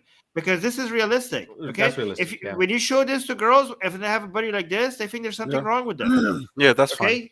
This is good. This is a much better improvement from here to here. Okay, but this one is not an improvement. This is actually making it worse. So hang on. So what about this article, Armin, that you're reading? Is that encouraging it? It's obviously from ABC News. Plus size Barbie sparks online debate over body image. Well, there you go. This is our online debate. So it's been going on since 2013. Pretty much. That's when this wokeism basically, was taking off. Mm-hmm. Well, Anyway, so I don't know how. I also think we should have more. I mean, we do have now, but like I'm really glad that we have black Barbies now. Oh yeah, Barbies? black and white and all that kind of. That's been around. Of course. That's been around for ages. That should always have been there. Are there any Pakistani Barbies or do they wear burqas? Samira Khan. I was in Disneyland in LA, and there are princesses there walking around, right? And there was this southern family with their own girls there at Disneyland, and these princesses walked towards their table to treat them. Okay, and there were two white princesses, and there was a black princess. Right? Which movie is the black princess from? The one with the frog? The frog, I can't remember her name. Yeah. Whatever. And these little girls, these little southern girls with their family, right? They all go towards the two white girls, and the black girl, like they're all surrounding them, and the black girl has like nobody is around her, and the family is actually feeling a little bit of shame, and they're like telling their girls like, "Oh, come here," and the girls are like looking at it like, "Nah." And they're like, I was feeling so, and I could see the black girl, black princess, just sitting there, just like, yeah. And I was feeling so I was feeling so bad for her. Like they walked towards there to treat these girls and the little children. I'm like, you know what?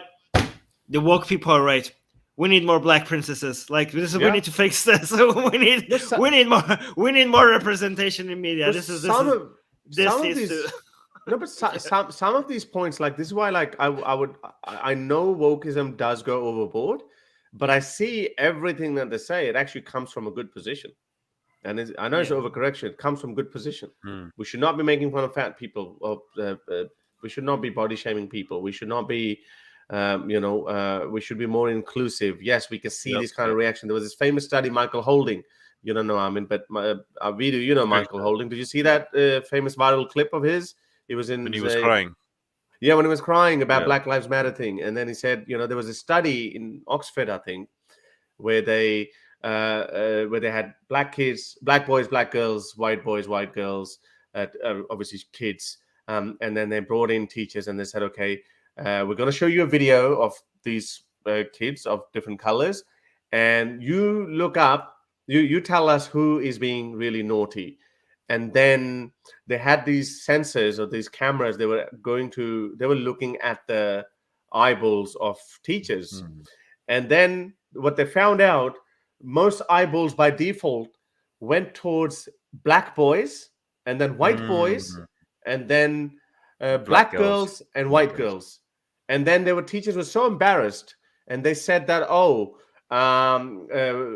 we can't let this out. But then one of the teachers said, no, we need to let this out because I think the world needs to know that we have these biases towards black color, towards black kids or black skin color. So and I think that's important. And if a black kid grows up in that kind of environment, of course we can't expect him to behave like a white boy who had a very easy life where everyone's like, oh, look at the Jimmy, he's so cute. And you look at the black kid as though he's guilty before even he's done anything. So I understand these values, and I think these values are this is why I get so angry when people go at this Black Lives Matter. Yes, I know it's been messed up. There's obviously things are going to go wrong, but these things matter. Sorry. What do you guys think about? I want to especially know what Vidu thinks, because Vidu is. I feel like I'm getting into trouble now. But go on. Yes. What do you think about a lot of people getting upset over like introducing black elves, for example, in Lord of the Rings? Do you see how? Okay, now you've triggered me. Okay. Yeah. For God's sake. Okay. I just can't. Why is it such a difficult question to answer? No, it's difficult because it's not a yes or no. Okay, it depends on the story. It depends on so many different things. Okay, some characters and some stories, naturally speaking, are open to being more flexible in their sort of casting or race interpretation, like that kind of thing. But something like a James Bond, which is a very specific thing, for example, James Bond, right? It's the most controversial. Black James Bond. I wouldn't even support a brown James Bond. It wouldn't make any sense. It wouldn't. I just wouldn't. It just wouldn't. This guy's like a Scottish upper class guy who works for the Secret Services from that background who went to Sandhurst. What about Little Mermaid? Black Little Mermaid. That's less controversial, or less whatever you want to call it. But the reason why I think some people are annoyed at the Black Mermaid isn't because she's just black. It's because of everything around it, like Disney's doing. Disney's not just putting a random one black character in, or one whatever non-white like character. A token one. You want a token black character, basically. No. I'm saying that this is a thing where from what I understand, from what I've seen, it's a concerted thing that they're now going. Disney have gone woke for some time now, so they're not just doing one black mermaid. They're making all these kind of characters that I understand more open to interpretation. And not because representation in an authentic sense, but in we're not racist because we have one black this, one gay this, one lesbian that, one this and one.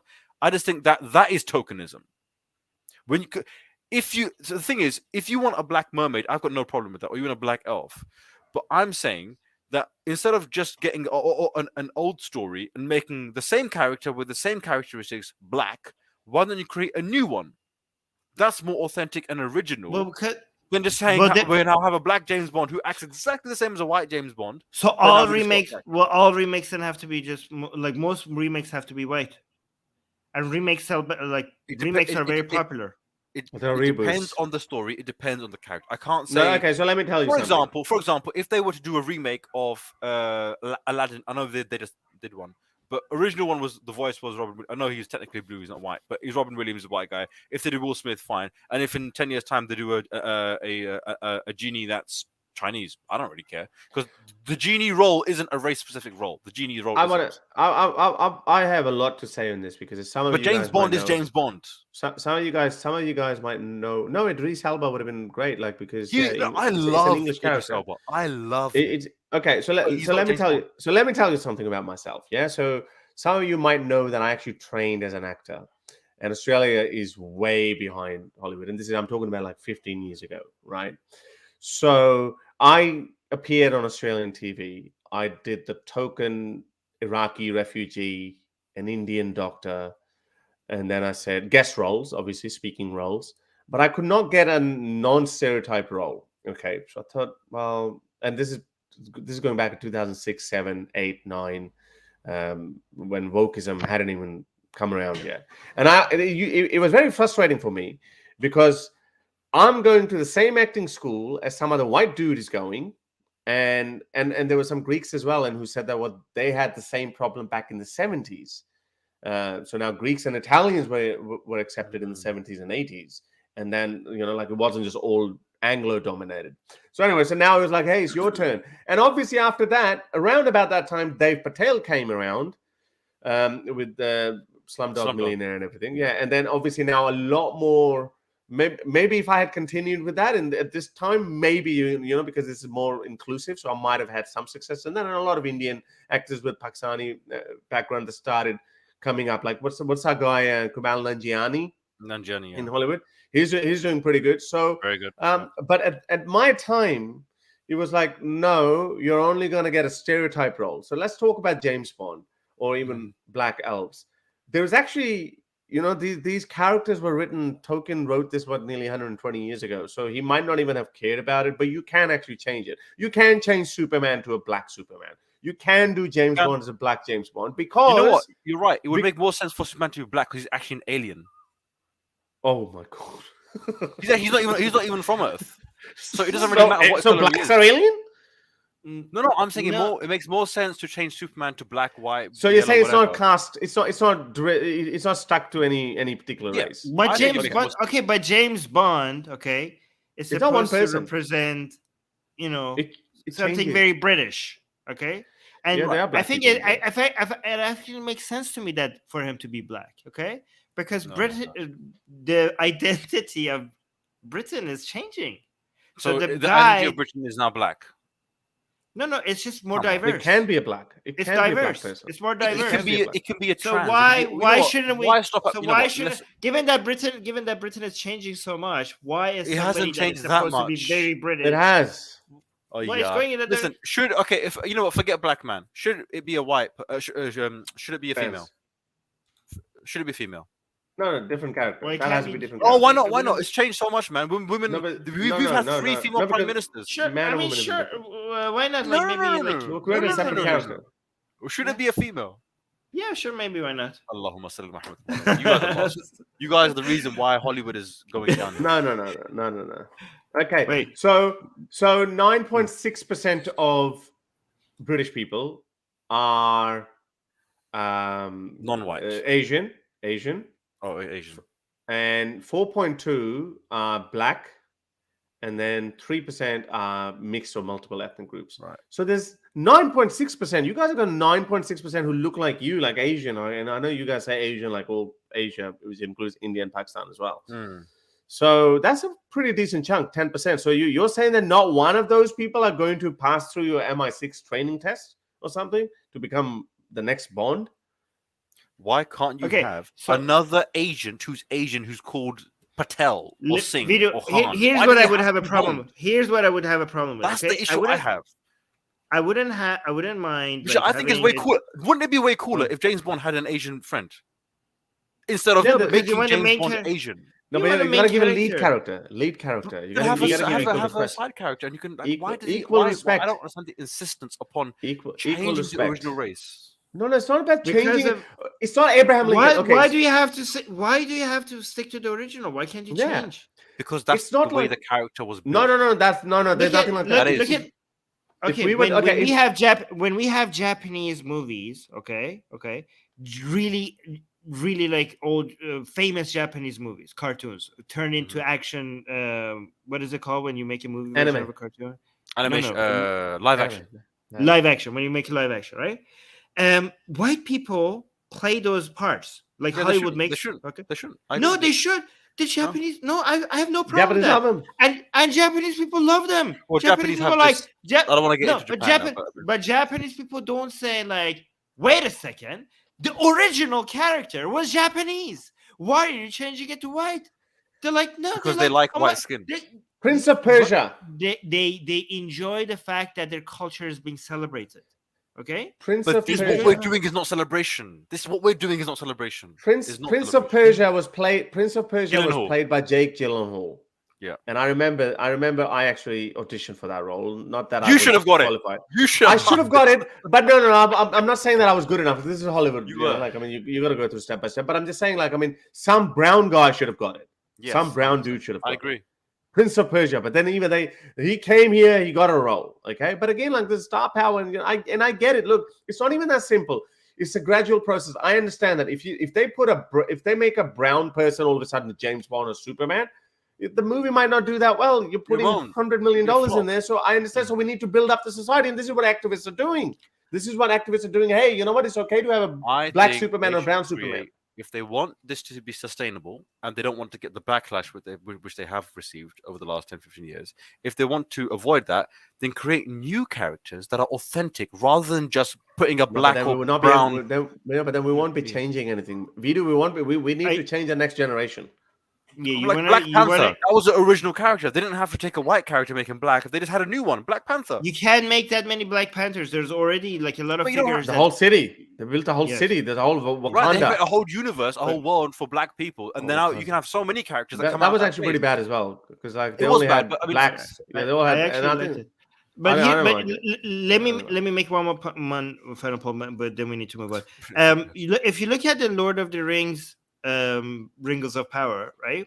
A lot of people were saying like, "Oh, we hate this because there are black elves and the original elves were not black." Okay, but there weren't that many complaints about hobbits being changed to something else. I forgot what. No. The hobbits, because hobbits is trademarked, so you can't. Elves are not trademarked. Dwarves are not trademarked. Humans are obviously not trademarked, but hobbits are trademarked, so you can't. They weren't able to use hobbits. They had to make a new species that are basically like hobbits. I forgot what they were, right? But so that was a major change, and the Shire was not. There was no Shire. These were like, I don't know, like traveling hobbits with a completely different new species. But people were like not pulling out their hair. Were like, oh, this is not like the original. Even though they made an entirely new species, but having elves that are black was like, oh, this is not like the original. That goes into my point. That's my point. Have a new thing, even though technically it's the same thing, but at least they called it something else, which the people can at least suspend. Well, it's not a hobbit; it's something else, and I'm okay with it being black or brown. Muhammad Ali. So why is Tarzan always white? Why is it black man? The whole story between Tarzan was that he was a white guy that was left there. He wasn't born white in a black area. Yeah, but the story is white centric. Yeah, that's the whole point. I agree. Yes, if you're European, let's say in the 18th century, if you wrote it back then, or 19th century, fair enough. But now, if you want these people coming from rich, different backgrounds, and you expect them to integrate, then you need to stop treating them like outsiders. You need to be inclusive. You don't need to create new characters. But okay, well, that's what I'm saying. I want James Bond to have an Asian mate who he can have a curry with afterwards, after he kills everyone and bangs all the bitches. Have a curry with your Asian mate, and then he get offered the salad. Okay, and you know that then he can pray. Then he with goes to the Muslims, mosque he'll be happy. afterwards. After he He goes to converted the to mosque. Islam. He goes to the mosque. I don't know. afterwards. I get it, but James Bond doesn't have to be. I understand if someone's playing Abraham Lincoln or Winston Churchill, yeah, of Yeah, course. yeah, I mean, historical that'd be stupid. figures, You yeah, can't, yeah. historical figures, you can't do that. But these kind of characters, okay, anyone can be a James Bond. Okay, anyone. You know what? You're right. Anyone can be a James Bond. Anyone can be a mermaid because these are not real actual people. However, Yes. if you want to reach to audiences authentically and not piss them off, my advice is They won't create get new pissed off. characters. We're They have been brainwashing pissed them. off. We are brainwashing them slightly. Oh, they okay? are. We're They have been pissed off. upgrading They them. have We're been. If upgrading you just them. look at the numbers. Disney, this woke thing has not helped when it comes to sales. They have not. It has not helped. People are pissed off with people reinventing, just putting black and brown or gay or straight on all these characters, not actually making them new characters or more interesting. Just saying, oh look, we now have a black mermaid. We've got now a black this or a white this or green that. They haven't changed them. They haven't added anything to them. They just made them black. All right. That's it. Okay, That's what I disagree with from a story point of view. Okay. Yeah. I mean, you might. I'm not going to strongly disagree with you because he's not saying don't have black characters. He's just saying do it in a different way. Yeah, he's just saying create another brown version Authentic. of James Bond. Call him Abdul Bashir. Actually, we could take Vidu's argument to say that this is racist to black people because they're because you could argue you think black people cannot have their own special characters unique to them.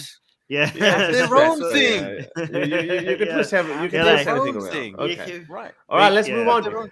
They have to piggyback. You have to. Somebody could say you think black people are only capable of piggybacking off of characters that white people have made famous or something. Yeah. Okay. Yeah, you can argue both ways. All right. We have to. Yeah. Move on. I think they should create a new one called the Pack Panther. But anyway, forget about that. Can I quickly? Okay, so let's move on to the next one. I got to show you this. I mean, this is where we need to be. We need to go really hard at. I'm scared now. At minorities, as they like to call themselves, identify themselves as minorities, because everyone should be equal in the eyes of laws, and everyone should share a common identity. If you live in England, I don't care what skin color you have, what beliefs you have, you should be British first, or you should be, just within the realm of your legal boundaries.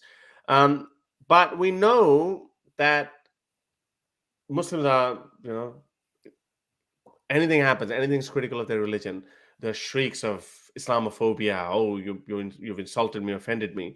But at the same time, which again, anti-Muslim bigotry on this platform and many other platforms that I've been on always condemn that, and there shouldn't be any anti-Muslim bigotry, there should not be anti-Hindu bigotry, there should no bigotry of any kind. But how can you feel sympathy for certain people when they behave this way? This is, Vidu, you're part of the world in East London, Crick Inn, right? I'm going to play you something. I won't play the actual audio. I won't play the audio, but you can see a ninja warrior right here. She is shouting her mouth off at this old gay man. Very homophobic stuff. Very homophobic slurs, insulting him, abusing him, telling him to, be ashamed of himself. This is against nature and blah, blah, blah. But imagine if the roles were reversed. Imagine if that guy had called her a bin bag or, whatever, those kind of wish. stuff. Imagine if you'd done that. We don't wish. We don't wish. No, ironically. But imagine that. Imagine that. What would have happened? So there's some other, gay people walking around as well, just minding their own business, speaking for their rights or whatever. But obviously, their mistake is they're going through East London, and anyone who's ever been to London, they know what kind of a place East London is. No, good. Go there. I mean, that reminds me of you. That reminds me of your viral video when you said Allah is gay sign when you lifted that sign up through Toronto, was it? Or I suggest LGBT activists go and invade East London. Okay, Allah. Just go and just paint the entire area rainbow. Okay, let them. Yes. Do it. In response to this reaction, just show them that liberalism is taking over, and there's nothing you could do about it. This is the UK, and these are the values. You don't like it, you could go F yourselves. Yes. See, I mean, I love it when Army just goes straight in. Exactly. No, you know what it is. You're absolutely right, and they should be going to these because these areas are the most homophobic. There's no point in going to Camden in like North London, which is like super gay and super like whatever. Or Soho. Go like telling like you're preaching to the choir there. Like there's no point in going there, right? That's not the next wave of. What about Southall? Should go to Southall. Yeah. Go to Southall. Go to whatever Luton or whatever it is. Go with security. My advice. But Ilford. No. If they're like 20, 30 gay people, go in large numbers. Go in large numbers. Yeah, if you're in a big number, you'd be fine. And alert the police. Alert the police that you're about to do this. Yes. Well, they will say probably don't do it. No, but they can't stop you. They would advise you. I want you to hire private gay security guards. They have to be gay security. They have to be gay because then the guys who they might switch sides. They'll be like, wait, I'm gay now because I'm now touching a gay guy and I'm wrestling him. No. Are you saying the straight security guard might not do his job properly because he might say, "Hey, hang on, saying that it's more sinful for a Muslim." No, it's not about that. It's more sinful for a guy to then go and then wrestle and touch a gay guy because then he'll be like, "Oh, you flirting with me? Here's my number," all that kind of stuff. So it's like, do I really want to touch a gay guy? That kind of stuff. You're playing on their homophobia, right? You're playing on their homophobia. Say gay security. Actually, that's a good point. Maybe one way of being secure is to bring a lot of women that are lesbians and bi women who are not very covered, right? Because they can't even look at you. Right? They can't even look. Yeah. So that would be they come to attack you. They come to attack you, and she goes, "Yeah, oh no!" It's like haram. Yeah. No, I think that would be good. Next one. Okay. Let's do this really quickly. Have you guys watched any good documentaries lately? I'm looking for recommendations. I have a good one I can bring with. So. Do it. Yeah, DW has amazing. Susanna has introduced me to. DW documentaries are amazing. There's one on Hong Kong and China, Hong Kong and America, the impending war coming. It's wonderful. Yeah, I watched that one. That's pretty good. There's another one I'm watching, Ancient Apocalypse. Yeah, that's journalist. Cool. It's do you find it cool? Do you find it cool? Do you find it cool? I feel there's a lot of woo-woo in there. There's actually a whole YouTube videos made on that which goes episode by episode criticizing how he overlooks certain evidences. Who's this? Sorry, evidence. Hancock. Hancock, yeah. I like Hancock. Even if I disagree with him, I like him. Yeah, well, you just like him because you have a bit of a conspiratorial bug in you. Listen, I'm just keeping it real. I'm keeping it 100. Right? I don't fall for this woke matrix. Right? I'm keeping it 100. Right? That's me all day, every day. Don't know. All right, guys. These are. I think I watched this one. Yeah, I watched this one. Yeah. You watch? Yeah. It goes through all the. Yeah. Yeah, 4 parts. 4-part Iraq, the destruction of a nation. These 4 parts are amazing. Go watch them. I watched them with Susanna. It's incredible. I can't even describe it. It goes through it goes through the those unfair sanctions that they had put on Iraq in the 90s, and they go through. Okay, what was it? Was it they wanted to ban lead pencil or something like that, and that was and then it just created a chain. Like one of the examples of showing how incredibly insane the sanctions were is that they couldn't even import pencils. It's just exactly. Yeah, that's right. Yeah, so that was pretty bad. They just also came out 4 days ago with a new documentary about Iran, which I haven't watched. So these 2, part 1 and 2 about Iran. So watch those as well. There should be. I have watched the Iraq one. I haven't watched the Iran one, but I'm pretty sure this is going to be amazing. There's a very good one about the U.S. and China possible war over Taiwan. I think it recently came out. Well, I just watched it a couple of days ago. That's pretty good as well. There's another space documentary. Forgot what it's called. Never mind. I think I haven't seen it fully myself either. Yeah. I don't know, Vidu. What about your documentaries? I haven't watched documentary in a long time, but the last one I did watch was Vidu's been watching documentaries how to raise good kids. Yeah, well, of course. No, but the one I watched was the one on mushrooms, the one on Netflix that came out. Fungi. Oh yeah, that was fantastic fungi. Oh yeah, that was. Wait, what kind of mushrooms are we talking about? Those kind of mushrooms. Those not the ones you put in omelette. The other kind of mushrooms. Because you just said fungi. I was like, wow, I didn't know. Yeah, you the ones where you go meet Netflix. Jesus. The ones where you meet Jesus, but are all in the same room. Netflix. No, I loved it. I actually watched it. It came out, what had just come out, and I experimented with some afterwards. So it was amazing. Did I tell you, Armin, about my experience? No. Oh, sorry. Or Wait, video. Did I tell you? Can we talk about that on YouTube? Yes, we can talk about it. Joe Rogan talks about it all the time, and it's Literally. Okay, I'm just asking. I'm you get so genuinely scared. asking. You get so nervous. That's fine. Oh Just my relax. It's fine. We'll all go down together. I am asking you a simple question. Like, relax. I guess. How was this not relaxed? Can someone give us a God mushroom, damn it. please? Someone give us a mushroom. Can we talk about this on YouTube? Like, oh, relax, don't be nervous. Like, oh my god, how much more relaxed should I be when I'm asking you this? No, because question? you're always mushrooms. concerned about it. Armin, you're God. always concerned about this. I'm just saying, just go easy, okay? Sorry, It's I'm okay. protecting So your just channel. Armin, after relax. getting Armin, strikes. relax. Just You relax. were demonetized. Just You were relax. demonetized. Calm down, sir. Calm down, sir. Calm down. Unbelievable. Unbelievable. Nobody who tells you to calm down Ever calms down. actually means it. Because always you could tell patronizing. somebody could be calm, and then you could tell them to calm down, specifically trying to rile them up. They are actually trying to rile you up by telling you to calm down. It always reminds me. What was that Adam Sandler movie? It always reminds me of that. I think I recently short.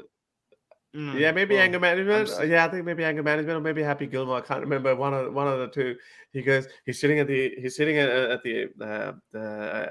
a plane, and he's like, this air hostess comes and says, he's like, oh, can I get another airport or something, whatever.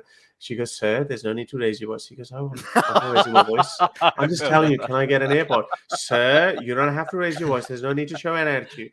I'm not showing an attitude. And then the marshal comes. He's like, sir, is there a problem?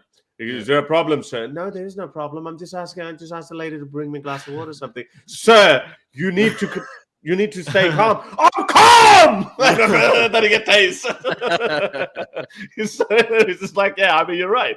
It's always like, every time when you want to piss someone off, just say, sir, calm down. Calm down. Sir, calm down. Sir, calm down. Armin, calm down. Armin, Well, I think mean, you're frowning. You're frowning. Mm-hmm. I think you need to calm down. Okay, calm down. It's not working, Armin. He's getting angry. Armin, calm down. Armin, calm down. Okay, all right. This is calm. Anyway, what were we talking about? Failed.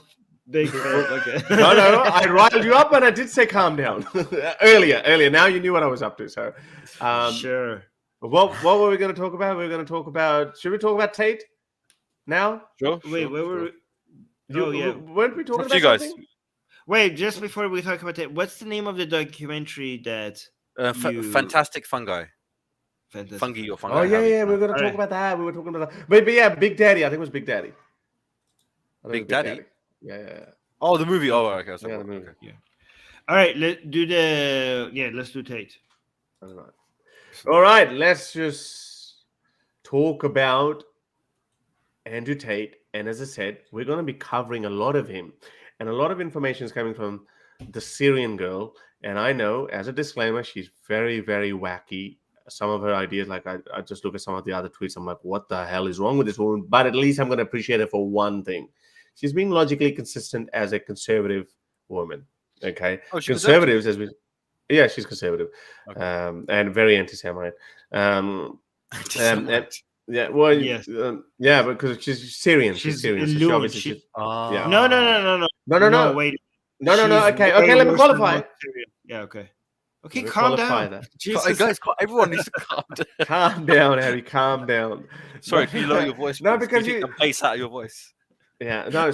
I'm saying because she's Syrian, obviously, so they would have a certain view over Israel. And then I'm saying that's why, and I didn't mean that every Syrian is anti-Semite. I think obviously there's political views, and Israel we've expressed our views as well over settlements. I don't know. Let's not get down that. This is yeah. But Armin always wants to stay, like just disclaimer so people don't misunderstand us. But anyway, so Syrian girl. But if you want to watch her over her coverage of Andrew Tate, looks like she's got something against him, but I don't care. I'm loving it. I love all the evidence that she collects. So there was a new article that was. Can you zoom in? Okay. Two new articles came out on the Tate brothers. One by The Sun, and one by Vice. Sun is pretty long. I really enjoyed it, but all the juicy, sexy bits are in there. It's very interesting. There are a lot of sources, a lot of women have come forward and they've qualified the accusations. And before I go further, I just want to say, if Armin tells me something, if Armin accuses me now, or Harris is a tax fraud. Hey, Harris, you admitted to doing tax fraud or something. If Armin accuses me of that in today's date, and then 3 months later you find out Harris is being investigated for tax fraud, then you'd be like, okay, there might have been something. Okay, it's just common sense. Obviously, circumstantial evidence is not it's not done deal, but it is something. So this is what we're gonna find out what happened with the Tate brothers. So Tate brothers bragged about having sex with teen minors and stealing their passports, and obviously there's a video of that as well. So let's go straight into this conversation that he had with this guy a while ago. With this guy, he's also very, in the same circle as Andrew Tate. But so he says that back in August 2019, he says, dude, I have screenshots of you literally admitting to trapping a girl in Romania by stealing her passport to webcam for you. Like, do you really want to go there, bro? You're a degenerate criminal. You stalked my profile to get these screenshots because you're blocked, blah, blah, blah. That's something else. So, and then Cobra Tate, Andrew Tate, that's his known Twitter handle back in the day, does not deny this. And he says, can someone let the crying little girl know I don't have to stalk his account because his ex-girlfriend is sending me screenshots and laughing? So he does not deny the claim. Now, the Sun has actually reported on that, and they've actually gotten in touch with that guy, and he has, oh, sorry, that's going to open another screenshot. Anyway, I'll just, hang on. Actually, no, I'll show you. Doesn't he already admit all of this in his videos? Like, he has so many videos of telling people that he... Yeah, but taters are a different breed, he literally says these things and then and taters don't admit it. But anyway, so this is an excerpt from the Sun article. Oh, can you show that? I mean, okay. No, where is it? Oh, sorry. You removed it. Oh, sorry. Give me a sec. Let me do that again. Sorry. So this is an excerpt from the Sun article, and obviously it's the same guy. So speaking about why Andrew took the passports, the eyewitness added, which is a guy I showed you the screenshot of earlier. Here's the thing: according to Andrew, most women can't do cam. They're either no good or they chicken out. So when he'd get on that, hang on, that's not that one. The admission for Tate. Sorry, did she add that? Yeah, that one, sorry. This is from the article. So the influencer, Tell Your Son This, which is a guy I showed you before, who has chosen to keep his offline identity anonymous for safety reasons, told the Sun he also had a conversation with Andrew over the messaging service WhatsApp. He kept going on about how he was a pimp, how they would bring girls to Romania and steal their passports so they can't leave the country. I thought this was a really odd flex thing to boast about and / admit, but I don't think he's all quite there in the head. I recall him one time being angry, upset because some girl got away from him, a Swedish girl, and there's a whole story about that. Her father came and he rescued her, etc. So this is quite mind-boggling that he was doing all of that. But anyway, so it's this guy. So in August 2019, he said this, and now he just qualified his statements with the Sun as well. So I keep going back and forth on this because I was like, this man is an idiot, and then I looked at his empire, or like, okay, the way he built it is genius, and now I'm looking at this like, okay, this guy is an idiot again because he's gonna like, you can't get away with this for long. Obviously, you're gonna get in trouble. The last thing you would want to do if you're doing if you're carrying out these kind of activities is to draw attention to yourself. And to brag about it in the crime. Like, we have videos of him bragging about this. Like, these are going to be used in court. Like, okay, well, we have the defendant just saying this, like Exhibit A. He just saying, and his brother is just as big of an idiot as he is. Look at this one. So he's also gotten like, I think I shared this screenshot of his before. His old people. Like, do they not have maybe hire a good lawyer with all that money to tells you to shut up? Like, the lawyer is probably saying shut up. But these guys, just not listening to the lawyers. These narcissists will not be listening. Watch this, and let me make a prediction. He's going to sack his lawyers as well very soon. But anyway, so this guy, remember, guys, 30 is the first year you can legally fuck women half your age. Again, this is Tristan Tate saying they're horrible views. But technically, there's a technical problem there that, and here he's bragging about it. Listen to this. One of my main chicks has 200,000 Instagram followers, and I took her virginity when she was 17. That's legal, by the way, here. I don't know if it's 18 in your crazy country. I mean, one of my main... So he's bragging about it, but there's a technical problem here that when he actually made that statement, the legal age was 15, but then it was raised. Where is it? Where is that? I think she makes that point somewhere else. But anyway, that besides the point, it's not that deep. But listen to this one. Is this guy or these guys are the role models of the conservative people? Listen to this. Yeah, actually, let me warn you. It let me warn you. These views are extremely annoying. Game like me and meet the women who I meet and roll in the circles I meet, you meet beautiful virgins sometimes. Me, I'll do 2 or 3 virgins a year. Now, how do you date a virgin when you're an ice cold player? They're just bragging. But anyway, wait, let it play. There's a tactic. Are you sure? Which I'm going to share with you on how to date a virgin and how to take. There's music in there. Okay. Now, the recipe hasn't changed, but the tactics and the implementation has certainly changed. Be their boyfriend for 3 months and be in a nice relationship. Yeah. That is the recipe. I'm sorry, guys. You want to run into a virgin and fuck her the next day? Don't ask me how. I don't know. I don't think anyone knows. I don't even think it's possible. You have to be their boyfriend for an extended period of time.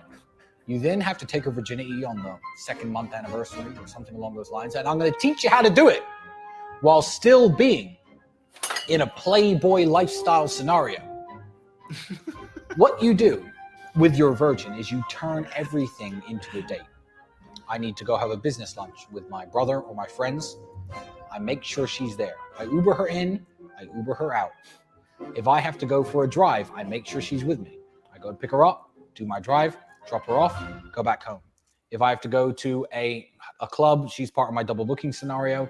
She's always with me at least 3 or 4 times a week, regardless of what I'm doing. I go to a lot of lunches and a lot of dinners. I eat at restaurants a lot. I take her to the restaurant. Nothing about my life has changed. I'm not going out of my way. I'm not making specific time for her. I'm not trying my best to take her on dates and show her a good time. What I'm doing is I'm adding her into my normal everyday life. Now, to me, I'm fucking my girls. I have my girlfriends, my relationships. I'm getting my sex. I'm having my drinks, hanging out with my friends. Nothing has changed in my life apart from there's some quiet girl next to me half the time when I'm out and I would otherwise be alone. But to her, in her mindset, Tristan is my boyfriend. Ooh. So this is a lover boy method, and then it actually goes further than that. What's wrong with that? Where the What's wrong with that? Where the solicit. What do you mean? What's wrong with that? Come on, you're the guy who's actually very monogamous. You're a guy. I mean, would you want to know? Would you want any girl, let alone obviously it becomes more emotional when your own daughters and your sisters are involved. But would you want any woman to be taken advantage of like that when this guy is deliberately saying it willingly? There's coercion. There's coercion. There's a coercion. This is like there's no coercion in that. I didn't see any coercion in that. There's no coercion. Was there coercion in that? Be honest. Was there any coercion in that? There's coercion in that. This is okay. This is we need Susanna here. This sounds to me like cult behavior. This is like priming somebody for. This is not an ethical behavior. If you mislead, so here we are. On one hand, we talk about we should not be lying to people, we should not be playing people, we should not be fooling people. But all of a sudden, a playboy. Hang on a second, Vidu. Being a playboy somehow becomes a very boastful and oh, I'm so happy I'm a playboy or something. That becomes very bullshit.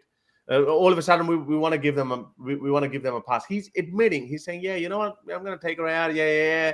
I'm gonna leave. I'm gonna keep a relationship with her for 2 months or something, and then I'm gonna F her. He's obviously got only one intention. He gets off. He gets off on sleeping with virgin girls at half his age. Now, there's a lot of deception in there. This is not an ethical behavior, and let alone this is not a role model for conservative values. Okay, conservative values. Forget that for 1 second, because I'm not defending conservative values in this video, right? I'm just saying, from a they know Andrew Tate and Tristan Tate have multiple chicks. Any girl that's seen them know that. And they have been openly said, I do not hide my relationships with any woman that I'm talking to. So if you're a chick and you get into a car with Andrew, he does. they don't hide it. Wait. Let Vidu speak. No. I've heard them multiple times say that if I'm dating someone, I'm very honest that I'm going to have an open relationship from my side. I'm going to, have all these different girlfriends and wives, whatever it is. None of them hide that. So if you're a girl and now you're dating Andrew Tate or you're, courting him, you already know that. He doesn't hide his lifestyle. So if you're okay with that, that's on you. If you give your virginity to this guy who's banging chicks every other day, new chicks every other day, you might feel hurt, and I feel sorry for you. But who told you to get with him? But this is misleading. How is it misleading if he's not hiding it? He's literally not hiding it. We're taking all the responsibility away from women. Here's my point. Women are completely no responsibility. They can be manipulated by anything and anyone. No. Right? Okay. I'm sorry. If you're gonna go with Andrew Tate, who does not hide his lifestyle, and then you get your virginity taken away. That's your fault. Okay. So first of all, unless he's locked up in a dungeon, that's different. But if you're going into his Uber and car and parties and you enjoy it, and then he takes your virginity. A 16-year-old girl, a 16-year-old girl, a 15 why or 16-year-old girl. Why is 16-year-old with Andrew Tate? Why is 16-year-old with Andrew Tate? Yeah, so hang on. So that's grooming. 16-year-old boy, if you have sex with your teacher, you're still responsible on some level. Yes, but men. So we know men and women behave differently. But we know men and women behave differently. Either they're adults or they're not. No. What? No, they're not, and this is what I actually think. Sorry, if you are hanging out with Andrew Tate, that's and Tristan Tate, you are being driven around in limousines, you're making and Ubers excuses. and night parties. You're making. What do you think he's gonna offer you candy? Vidu, you're making excuses for a groomer. You're making excuses for someone. Forget about grooming side. Okay, Romania legal age. He's open with that. He's not like he's even like. No, he's not. He's not. He's not. He is open with that. He is. Okay, wait. This is what he's saying in this video, but he's not. Okay, all the other allegations that have come forward, him taking passports away. I showed you that. So he's not going to tell you 100% truth. We are grateful to him that he's told us even that much of truth in one of his, in so many of his videos where he actually says that Andrew Tate and both the Tates said the same pieces of shit. When they say us that women are not allowed to go out. Multiple women have come forward, and he has confessed himself to these other people that, I take the passports away from them. I keep an armed guard over them. So he hasn't said the whole truth, but he's told enough truth to us that is incriminating him. So if you say that, I'm 100% honest, hang on. But if you say that you're going to take his word on this particular point, that hey, I go to a virgin girl who's 16 or 17, and I tell her that hey, I've got 10 other girls lined up. So you know what? I want to take your virginity. No, he's actually telling you how to deceive them. Okay, but that's how videos. But let's assume. Okay, so let's assume that I'm taking his word for face value here. I don't know. You can't take his word for face value. There's no point in even watching the video. Okay, so video is asking. So Harris, for the sake of you two arguing, continue. Okay. If we assume that this specific, like let's say 16-year-old virgin, okay, he is just working on her so that she feels like this is my boyfriend, so that he eventually takes her virginity away and no passports are taken away or anything like that. And would you have a problem with that? I mean, I would, but I just wanted you guys. Let's say, for example, in this example that you just showed us, let's say that no passports were taken away. Okay. Right. It's just a virgin and he just wants to keep, manipulating him. I mean, Veda has a problem with that because he's like, this is a 16-year-old. It's not being manipulated. She's completely aware, okay? But he wants to make her feel like we're boyfriend, girlfriend by just hanging out with her, right? A very long time, okay? No passports are being taken away. Would you still have a problem with this? I would have a problem with manipulation. Okay, but Veda is... Where's the manipulation? Just hanging out. We're hanging out to what? To play chess? To play Ludo? Yeah, he's saying that he hasn't had sex. So it takes like 2-3 months to have sex with this virgin, right? Yeah, okay. He's saying make ground for it. He has an agenda, and he's saying, I'll take him out. I'll send Ubers. I woo her. Let me give you another. Wooed, and she enjoys the attention, and she likes it, which a lot of girls do. That's not manipulation. Look at this one. Let me. No, wait. Before you go to the next one, don't you want to? No, it's the same one. Resolve it's the same this point. one? But it's the same point. Again, when it comes to legality, I was only 16 years old. I don't know what the legal age for sex is in those countries. Yeah, I'm not 16 in comment on legal. Romania. Okay. So if 16 in Romania. if a 16-year-old guy has sex with a 30-year-old woman, is Listen that to this, manipulation? No, it's fine, but the intent Why? matter. Why is it Intent fine matters. Video intent matters. Oh my god! Where Intent is the matters. law broken? Where's the law Intent- broken? Intent- Where well, is the yeah, law been broken? So it doesn't have to be 100% Either we have a law legal. that's saying 16 or we Ethics. don't. Simple Okay, as that. so Video So ethics. can I- No, I want to finish this point. Hang on, Armin. okay. So if you have large audience and people are worshiping you, and like for example, when people make excuses for someone, at least we can pick people who are not boasting about lying and manipulating women themselves by their own admission that this is how you do it, this is how I do it, so you should do it like that too. Yes, okay, a 30-year-old guy, if it's legal for age of consent is 16, fine, okay, that's the law. I reckon it should be 18, but fine. In Australia, 16 as well. But if I know damn well that this is how I'm going to lure her, I've got no interest in anything else but taking her virginity. This is very shallow. This Romanian chick, this Romanian girl, Daria, she's a daughter of this Romanian politician. And she said, I didn't answer the message, but one of my friends who was 15 years old at the time and was a student, so not 100% everything is 100% with these guys, yeah? She's saying her friend, she was 16, but her friend was 15. Right. 15 years old at the time and was a student, answered. And so the conversation continued for a while with brother Tate, i.e. Tristan Tate. That dickhead has a thing for really young girls. I hope it, yeah. All right.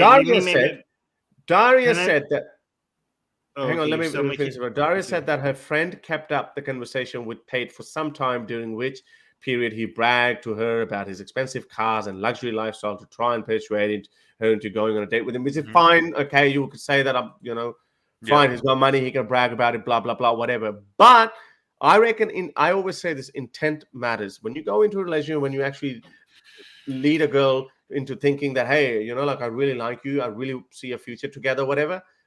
You know this when you lie to a girl or not, when you lie to someone or not. You know this. We don't accept these kind of lies when I go into a business arrangement with you, Vidu.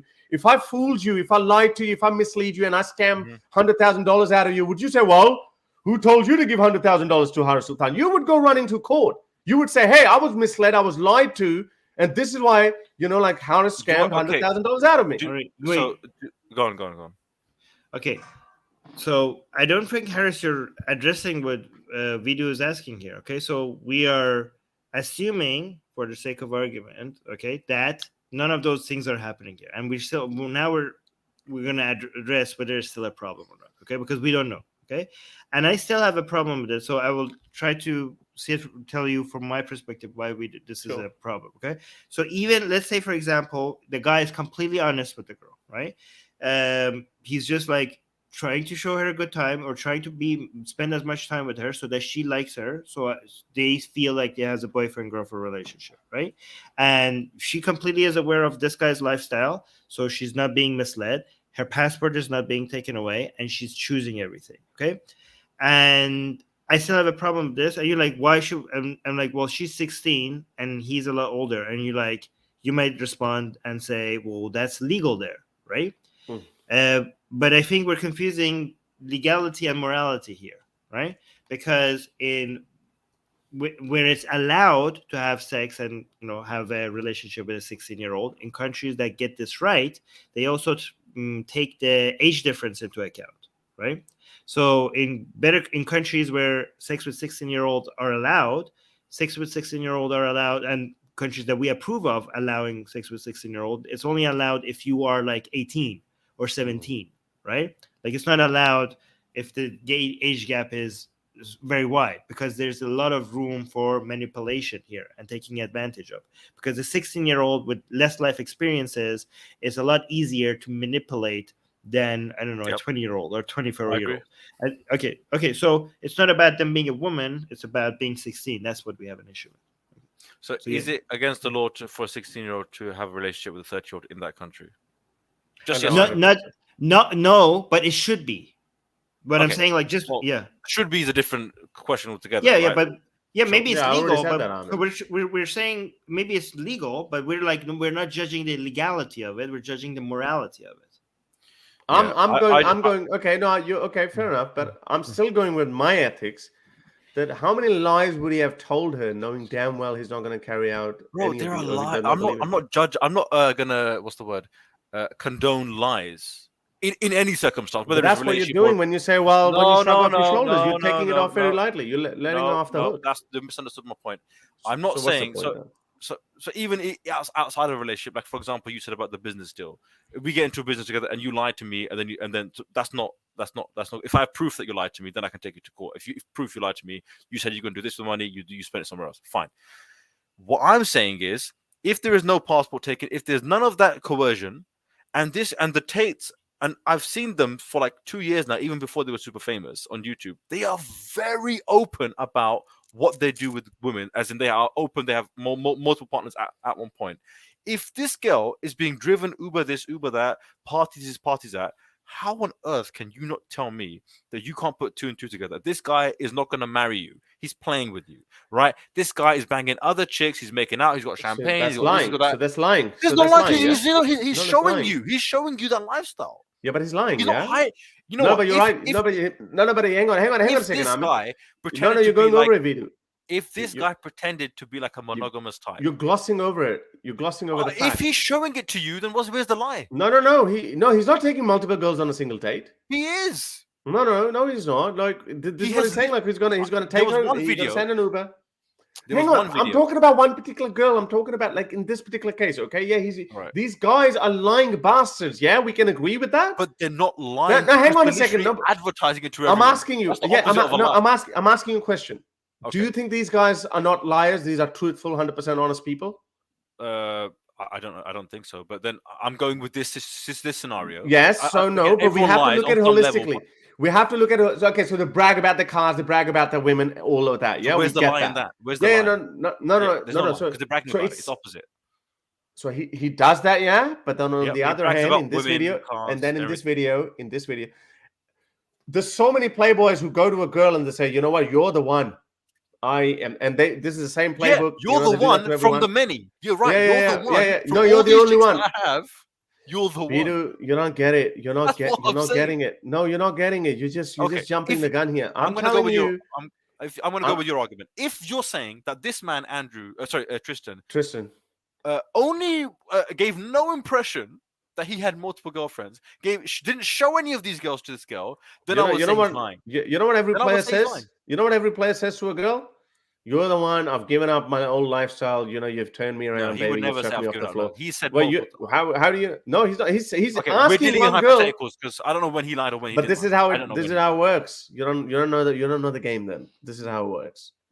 Women find it attractive when men is attracted to other women. No one wants to be with a bum. If I'm unable to attract any woman, why would a girl want me? Because she's like, he's not capable of attracting anyone, and I'm going to be the chick that gets with him? Hell no. That's where the manipulation part comes in, because when you say that's not manipulation. I'll tell you where manipulation is. Here's a cool dude. Got all the money, got all the car. I would agree with Vidu if this girl was 24, 25. I would have no issue with this method. Yeah. If they're not lying. Yes, the only issue is that these people are older and they're dealing with women who don't have enough experience. That's a fair point. I agree with that. It's very clear. It's clear that he's grooming them. He has only one intent. He would have told 100 lies in there. And look, all these lies are coming out. We're finding out all these things. So they're not 100% honest. If they say something, no, that's not what I meant. Anyway, you'll find out. You'll find out these guys are scum. I think. Okay, now that I've calmed down. If you're right, if she was 18 or like 20, even 18, to be fair, if she was 18, then I think you have no excuse. If there's no coercion, if there's literally you're being driven. But the problem is, you know what the problem? Why do you think he's driving you? Because he wants to play chess. You know what's the big difference between 16 to 18? Vidu, you know what's the big difference between 16 to 18? And I think, that law is very good that, like if you're going to have sex with someone who's 16, age of consent is 16, but only up to 18, not 20. You know what the big reason is? Because a lot of men are actually obsessed with virginity. For example, this guy, he's not going to go to an 18-year-old girl because she's most likely, she might have lost her virginity. So he's going to like, oh, you're too old. I've seen people trolling, TATERS trolling women who are like 2021 and like, oh, you've gone way past your prime and something. These guys are toxic pieces of shit. I'm sorry, but they are. Well, see, the legality of it usually comes up with the hard line, like 18, 16, or whatever, right? But when it comes to morality, men who are not trying to be jerks, they can tell, like, it's based on intention. If somebody who's going after somebody who's 16 or 17 with the intention to manipulate them because they are more impressionable and they're easier to convince, right? These are not people who are interested in making this relationship a good experience. Like, they're in it for themselves. Like, they're like, take, not like, oh, let's make this a meaningful relationship for the both of us, right? So for a person that does something like that, even if the girl was 18 or 20, I would think like they would try also to do more manipulation rather than, like, it's more based on, we can't tell what's happening anymore, right? But it comes back to the individual. Is this an individual who is trying to manipulate or not manipulate? We know that based on these people's record, it's more likely that they're doing manipulation, but we cannot, you could even do manipulation with somebody that is 25 or 26 or even 30, right? Right. But so then at that on. point, you can't tell. But I'm just saying, when it's with 16 or 17. So let's say let's say this girl was 20 and exactly the same thing happened. Is it manipulation? Is it immoral? Then at that point, I cannot judge. I don't know what's happening here, right? If you lie, maybe not, maybe yes. If you lie, maybe yes, maybe not. If you lie, if you lie, you straight away, you're like, it's not ethical. Yeah, I mean, I have seen hard to advertise their lifestyle. I know, but they have made up a point. But except there's one girl who's they managed to hide everything from this one girl. People always claim that. I don't know. Have you seen how gaslighting is done in a relationship? Even if everything is completely in the open. Like, have you seen gaslighting methodology? No, I don't think he understands it. Okay, maybe so I'm happy to again. That, people, but I'm saying with a 20-year-old, it could be legit, not manipulation. But even in that situation, it could still be manipulation or not. Okay, but I'm saying over there we don't know. Over here, it's like you shouldn't even most likely because of the young age. Because you shouldn't even consider a relationship. Fair enough. Yeah. Okay. I've walked back from my position. Oh, that's very nice. That's very good. If you can say at 20 it's not, but at 16 it is, then I say 4 years experience, especially when you're that young, is a huge chunk of your life. It is. At that point, it's like 20%. It's like 20% of your life. Yeah, exactly. From 16 to 20. Vidu, you gotta understand this thing. Where I say this a lot to a lot of people. Like, there's one book that actually changed my life, and I recommend that to a lot of people. And I'm glad that I actually read that in 2017, just around my activism time, because a lot of people tell lies, half-truths, and they all become very truthful when it comes to serve their own interests. I'm not gonna virtue signal everyone. Hey, look, I'm the most honest. It's called Lying by Sam Harris. It's only a short book. It's like, I think you might find an audiobook an hour and 15 minutes or something. It goes through every possible scenario that why lying is actually bad. So when you look at that point of view, and it actually helps a lot of people. It helped me a lot. It has actually gotten me out. Like, yes, it does put you in a very confronting situation where you have to admit to something. You can omit certain things, but when you put in a witness box, you have to say it outright. This is the truth. That this might damage your relationships. But when I see these kind of people, they're liars, they're deceitful, and they're ruining lives of people. They're women coming out. Like, I think there's a whole grand total of 6 women who have come forward. One of them American, and there's like the 2 Romanian girls. I think 2 Moldovans. Apparently, Moldovans are the prettiest and the poorest women. So when you look at all of this evidence, you look at, and then you say, this is the last piece of shit that I would want to make any excuse for. Like when we were talking about earlier that,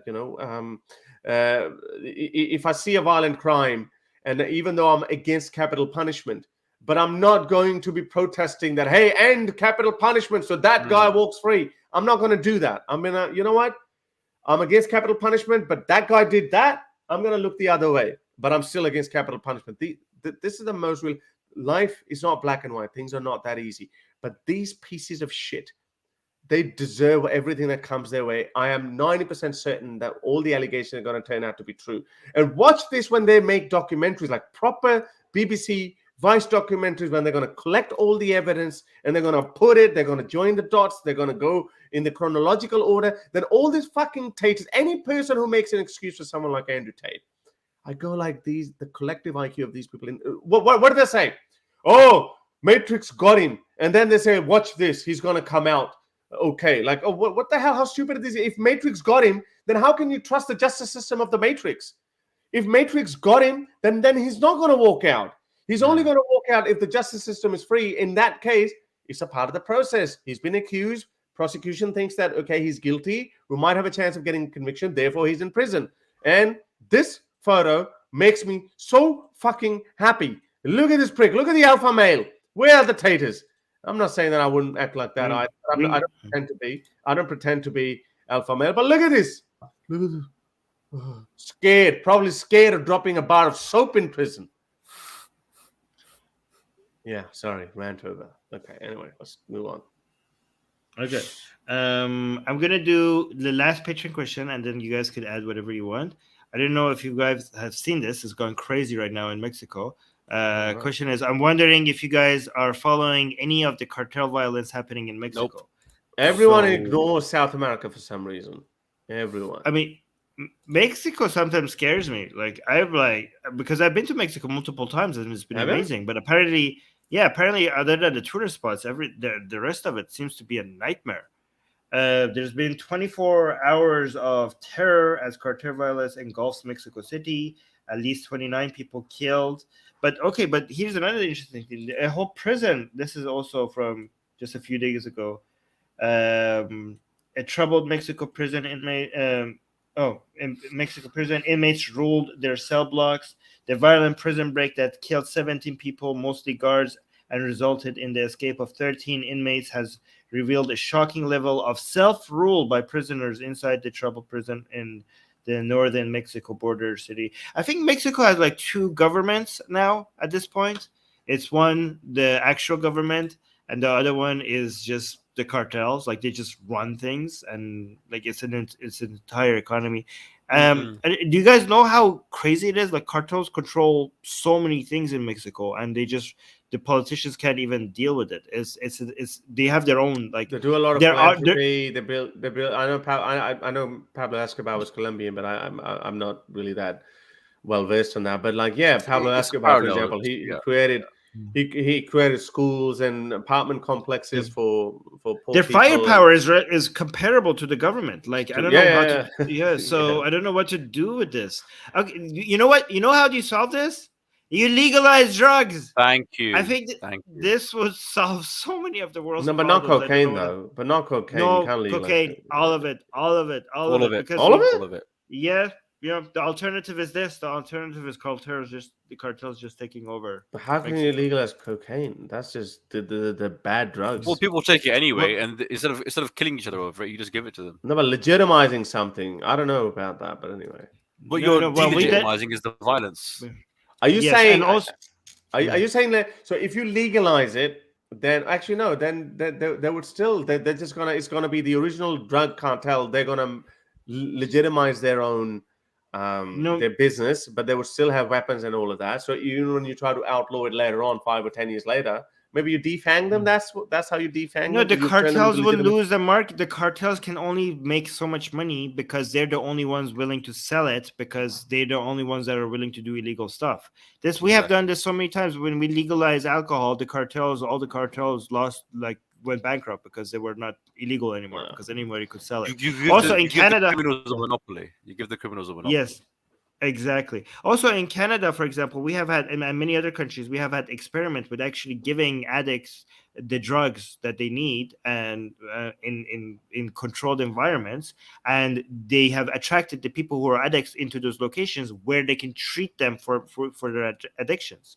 So this has actually been a project in Canada and many other countries that has worked. Scandinavian countries as well. Scandinavian countries, they actually end up taking less if we give it to them. Mm-hmm.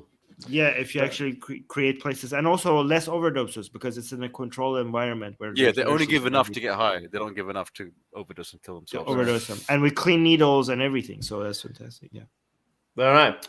Yeah. Go on. Reason and Faith is here. He said a young woman is in many cultures susceptible to grooming without the life experience to realize they are not going to be the one to change a player. Exactly, I agree. And Holy Human Nuria Khan is there as well. She made a very good point as well. She said, exactly, Seek the truth. There's so many examples where his argument just doesn't fly. I think she's referring to Vidu's argument. But anyway, we're not going to go in that. Guys, check out both of these channels. Go check out Reason and Faith. It's a really good channel on YouTube. And wait, let me endorse both of the channels, okay? Reason and Faith is a really good channel, so make sure you go check it out.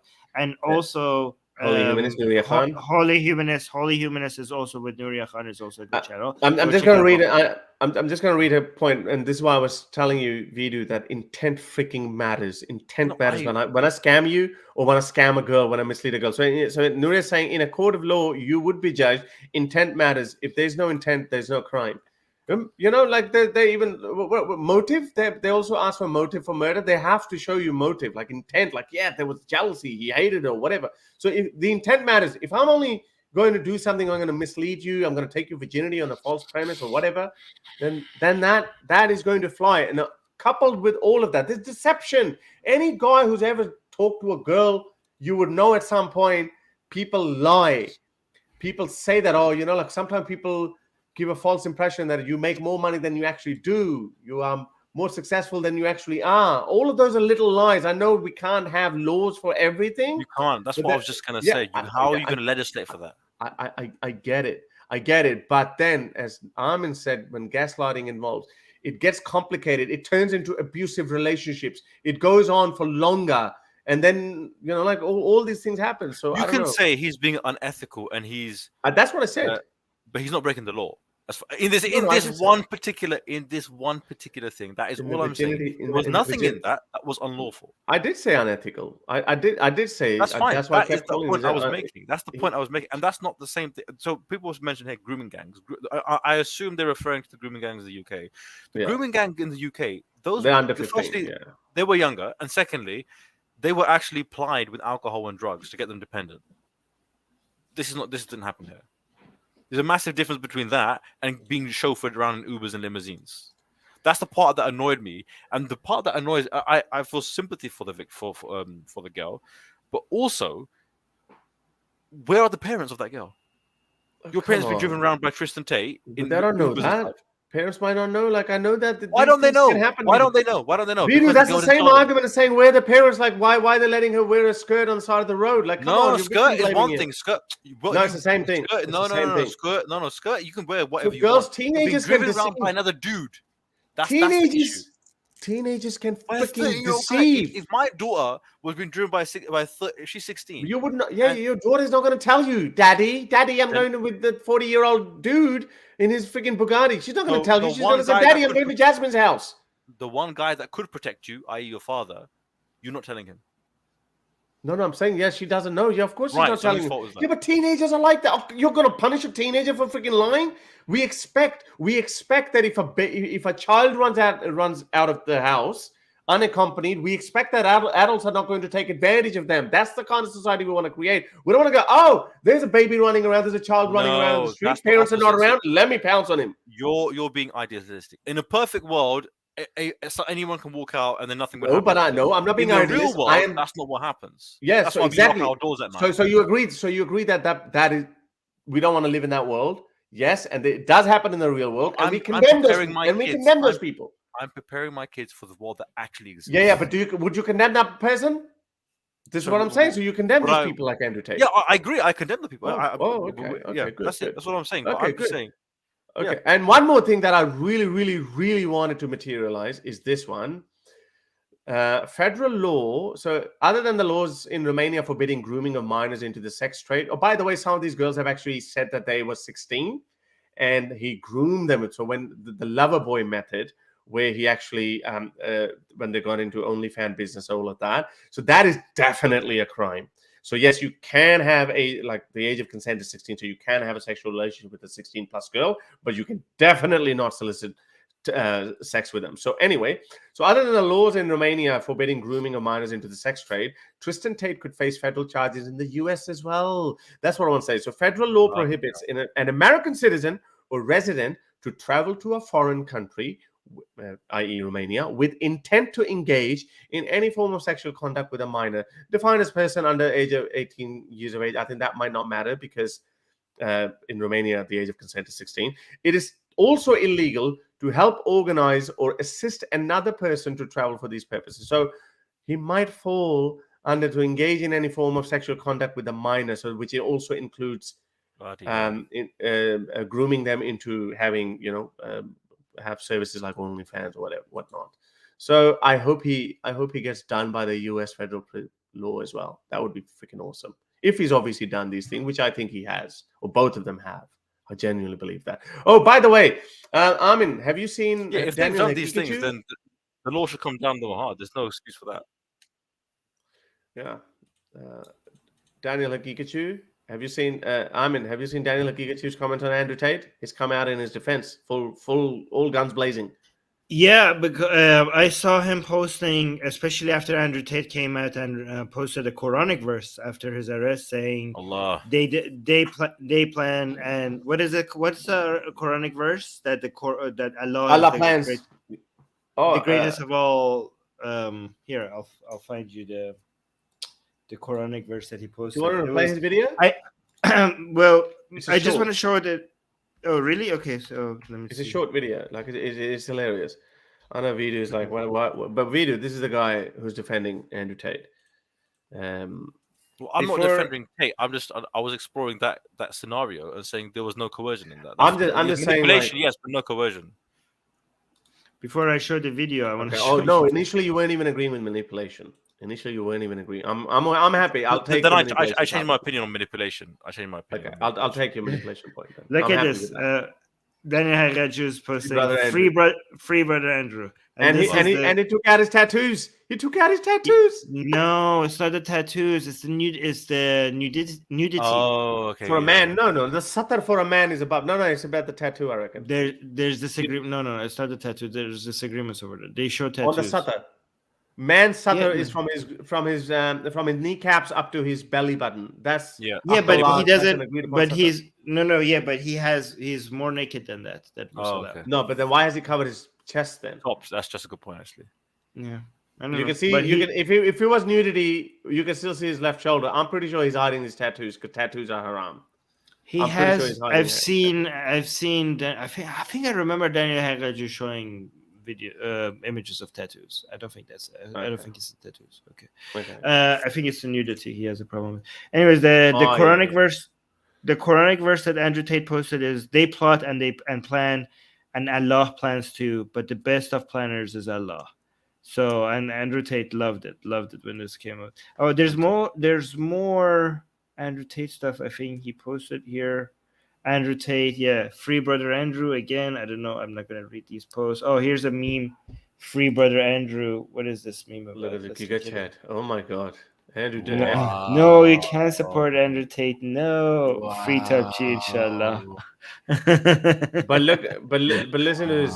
But that just shows you these guys are such simps for fame and clout. God, this is beautiful. People like Daniel Haqiqatjou, they're so freaking pathetic and stupid. I mean, the guy is not a role model for Islam either. Just as much he's not a role model for conservative Christians. He's a role model for like Playboy pimp, not for Islam. Yes, not for any he conservative says that Islam. he's happy being a pimp, and as I said, it's not.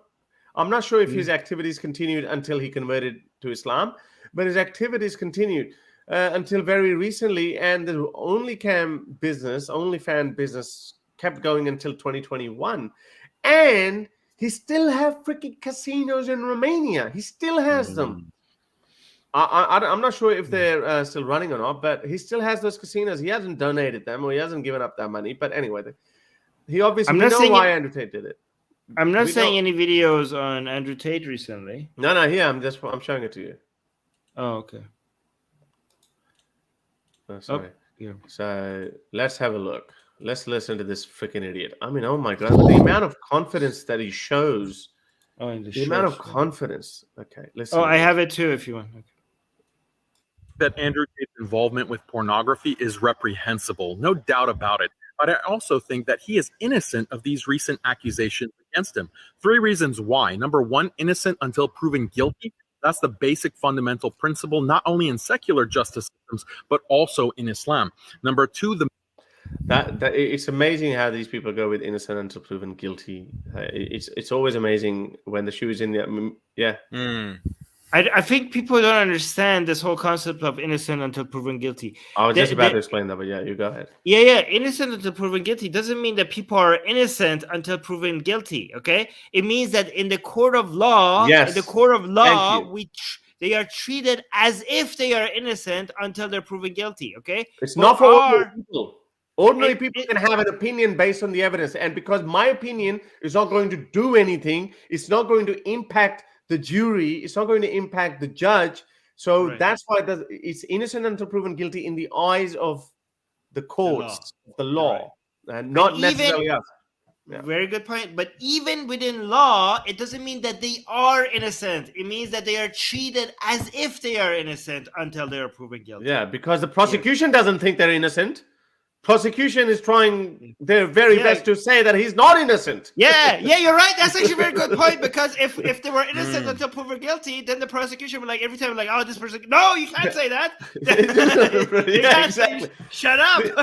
This guy's all of these guys are freaking idiots. And again, all these very people, they say, what about Prince Andrew? What about Bill Clinton? What about Epstein? Fine, screw them. I don't care about them. They're not my heroes or whatever. Fuck them. But the very same people, they forget about the innocent until proven guilty part. It's just absolutely, but this is the freaking clown world we live in. Listen to his more stupidity. So that's a very stupid point you made, Daniel, but we couldn't have expected anything else. Number 2, the Matrix has been trying to silence brother Andrew at all costs. They completely wiped him off social media and closed his payment processors, but it wasn't enough. So the next best option, short of killing him, is putting him in prison. Number 3. So that was a reason?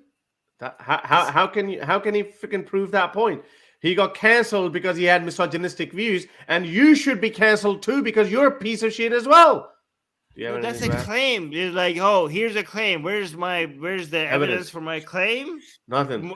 Just repeating the claim. Just repeating the claim. Okay, great. Brother Andrew got cancelled, and so now instead of killing him, they just put him in prison. That's what he said. That's all he said. I love how he's using the the Matrix language and everything. It just shows they're just following his lead.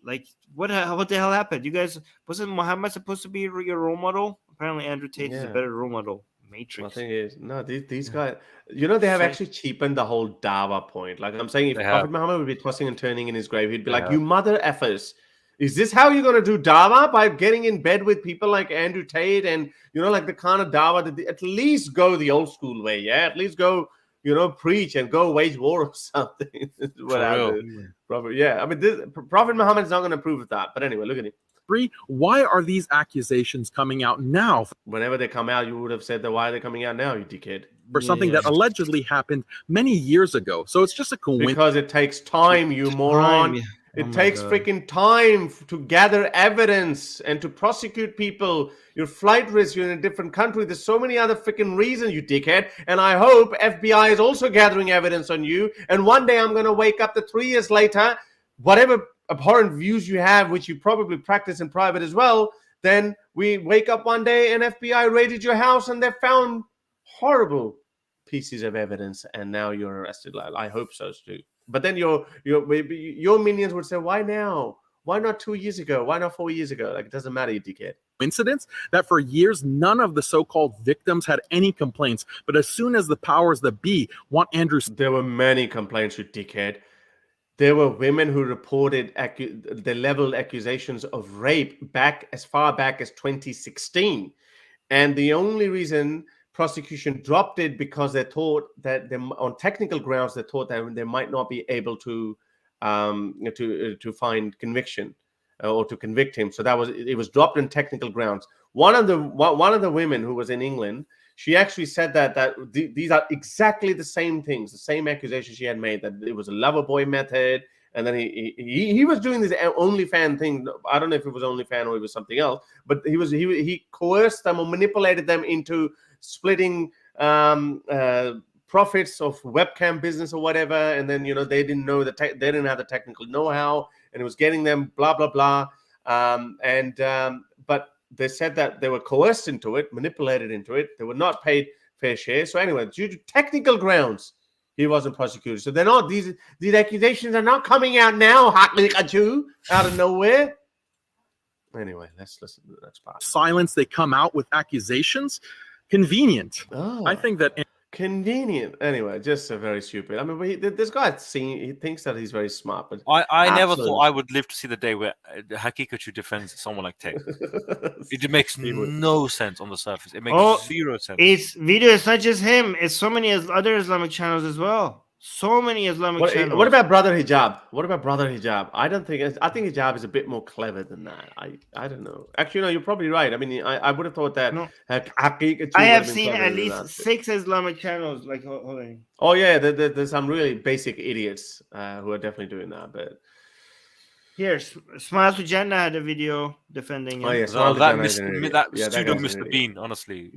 That guy's an idiot. Yeah. Islam Sense had a channel. There's a wave. There's an army of Muslims right now defending Tate. It's not just. I'm seeing hijabis defending him as well. Wow. Really? Yeah. So I've been looking at it and I'm like, what is wrong? Damn.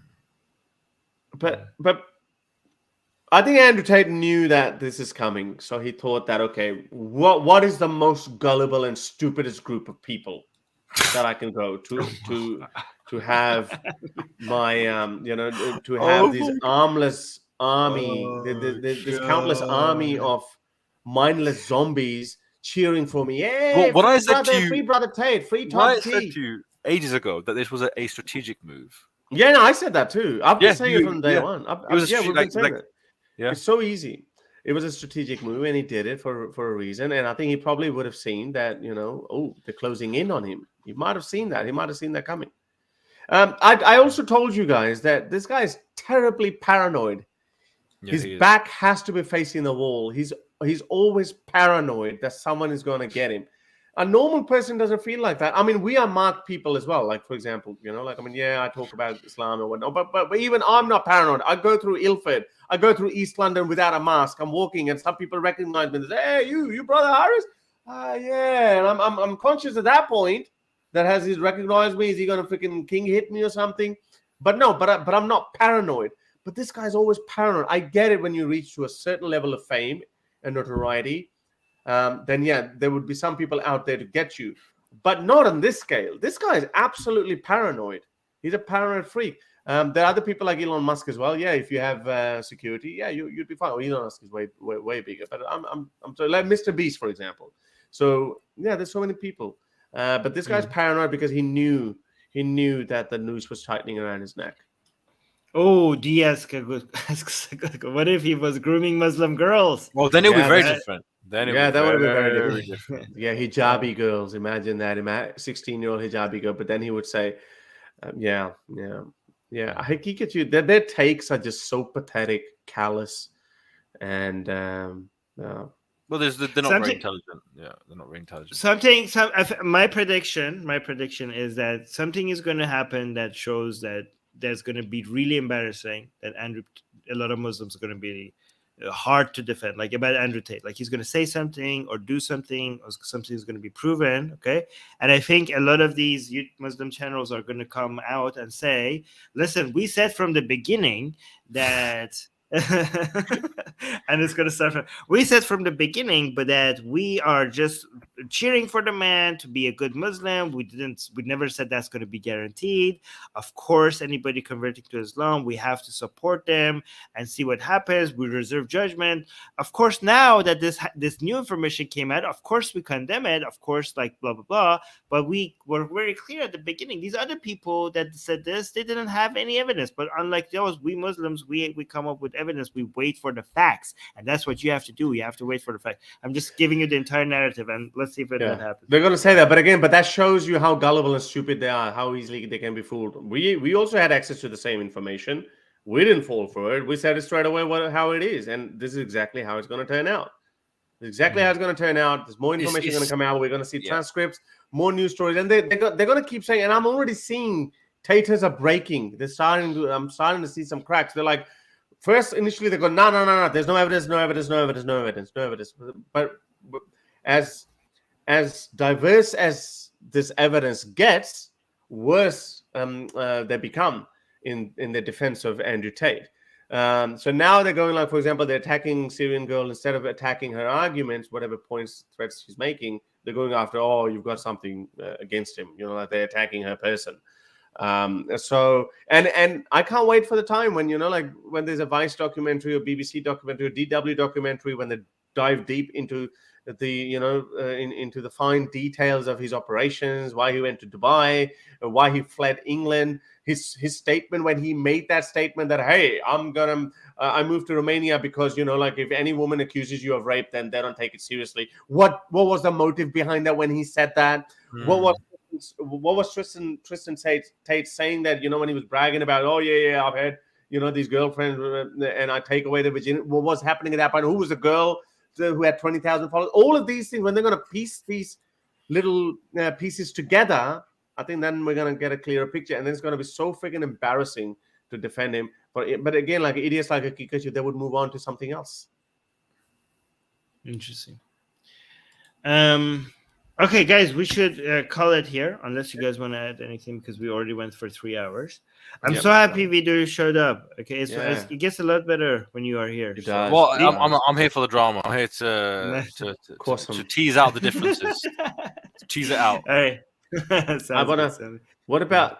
Hang on, I'm trying to find something. If I have something interesting, guys, our Secular Jihadist patrons, ask us controversial questions so we get video. Okay, so ask mostly controversial questions. Controversial. I'm here for the controversy, guys. I mean, for me, the whole point of doing this stuff is that if we sit here agreeing with each other for like 3 hours, I mean, what is the actual point?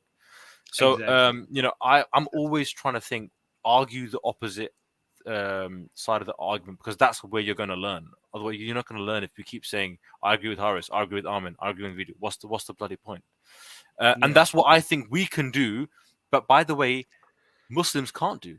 Because when they disagree with each other, then it's a takfiri, then it's a boycott, then you can't speak to brother this, oh brother, you can't go to this sheikh because he said this one thing wrong against me. But even if I disagree with Harris, I would never say, no, I would never listen to Harris again because he disagreed with me. Or I disagree with Armin, I would never take anything from him. Whereas they do, that is their attitude. They do that. They do these takfiri stuff. This person is off the knee, deviated. All this kind of stuff, right? So that's one of the things that I've really enjoyed on air and off air, is that we actually look for disagreements. We look for the disagreements and we go the whole way. And I've seen Harris go back on his he's changed his argument. I've changed my argument. Armin changed his argument.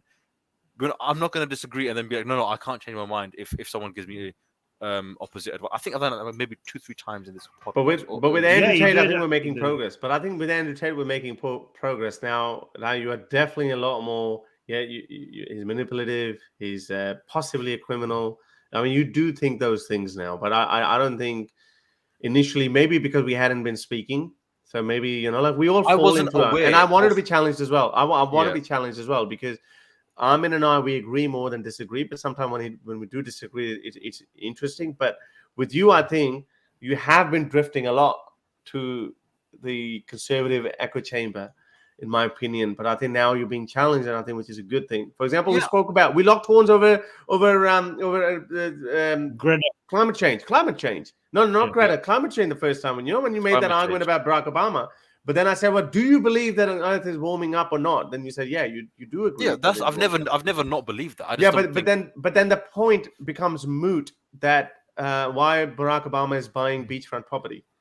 No, it doesn't become moot. I don't want to get into that again, but I don't think it becomes moot. Let's start with that next. We have already spoken about it. But yeah, okay. we have spoken about it. All right, so guys, if you want to send our patrons, if you want to send us questions, okay. So the questions that will get us really fighting is climate change, trans stuff, family related stuff, representation in media, and race related stuff, gender, race, climate change, family.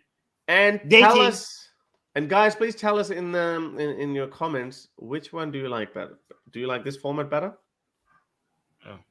Like this, or you want? Yeah, but it doesn't give us or a lot of room just to the move. we had Or, before, or right? this Not- one, or this one. Yeah, this. I like this one the best. I look so. Also, the one thing I do orange. want to discuss, I don't know, maybe next time, is abortion, because I don't know. Ooh, That's something which I'm not like. You're conservative. We've got to bring you back to My sanity. opinion has changed. No, don't bring him since back I've- because so that we can fight. Keep fighting. My opinion has changed since I've had 2 children. Oh, okay. That's emotional. though. Because the moment I found out we're pregnant, for me it was a baby. And if my wife had lost the baby the next day, I'd be like, oh man. I wouldn't be like, well, there was a clump of cells. Okay, but And I know it's an emotional. that's I know it's your- an emotional thing. I know it's an emotional. okay. thing. So what you're saying is that But it you was don't very like an different. abortion. Okay, Sorry? but that's for you. Okay, so So if those are your emotions, why would you have to mandate it for other people? No, I'm not mandating anything. I'm simply Okay. saying Yeah, I don't like the idea that you can get an 8 that's month okay. abortion Yeah, that's just okay. because. We're not, wait. But I'm also, We're not- I'm also not the people that say the moment of conception you can't. Like that, I'm not on that side either. Wait, you are okay. Are you talking about what other people should do, or are you talking about what you don't want or want to do? Because those are I'm completely uncomfortable different. with both ends of the spectrum.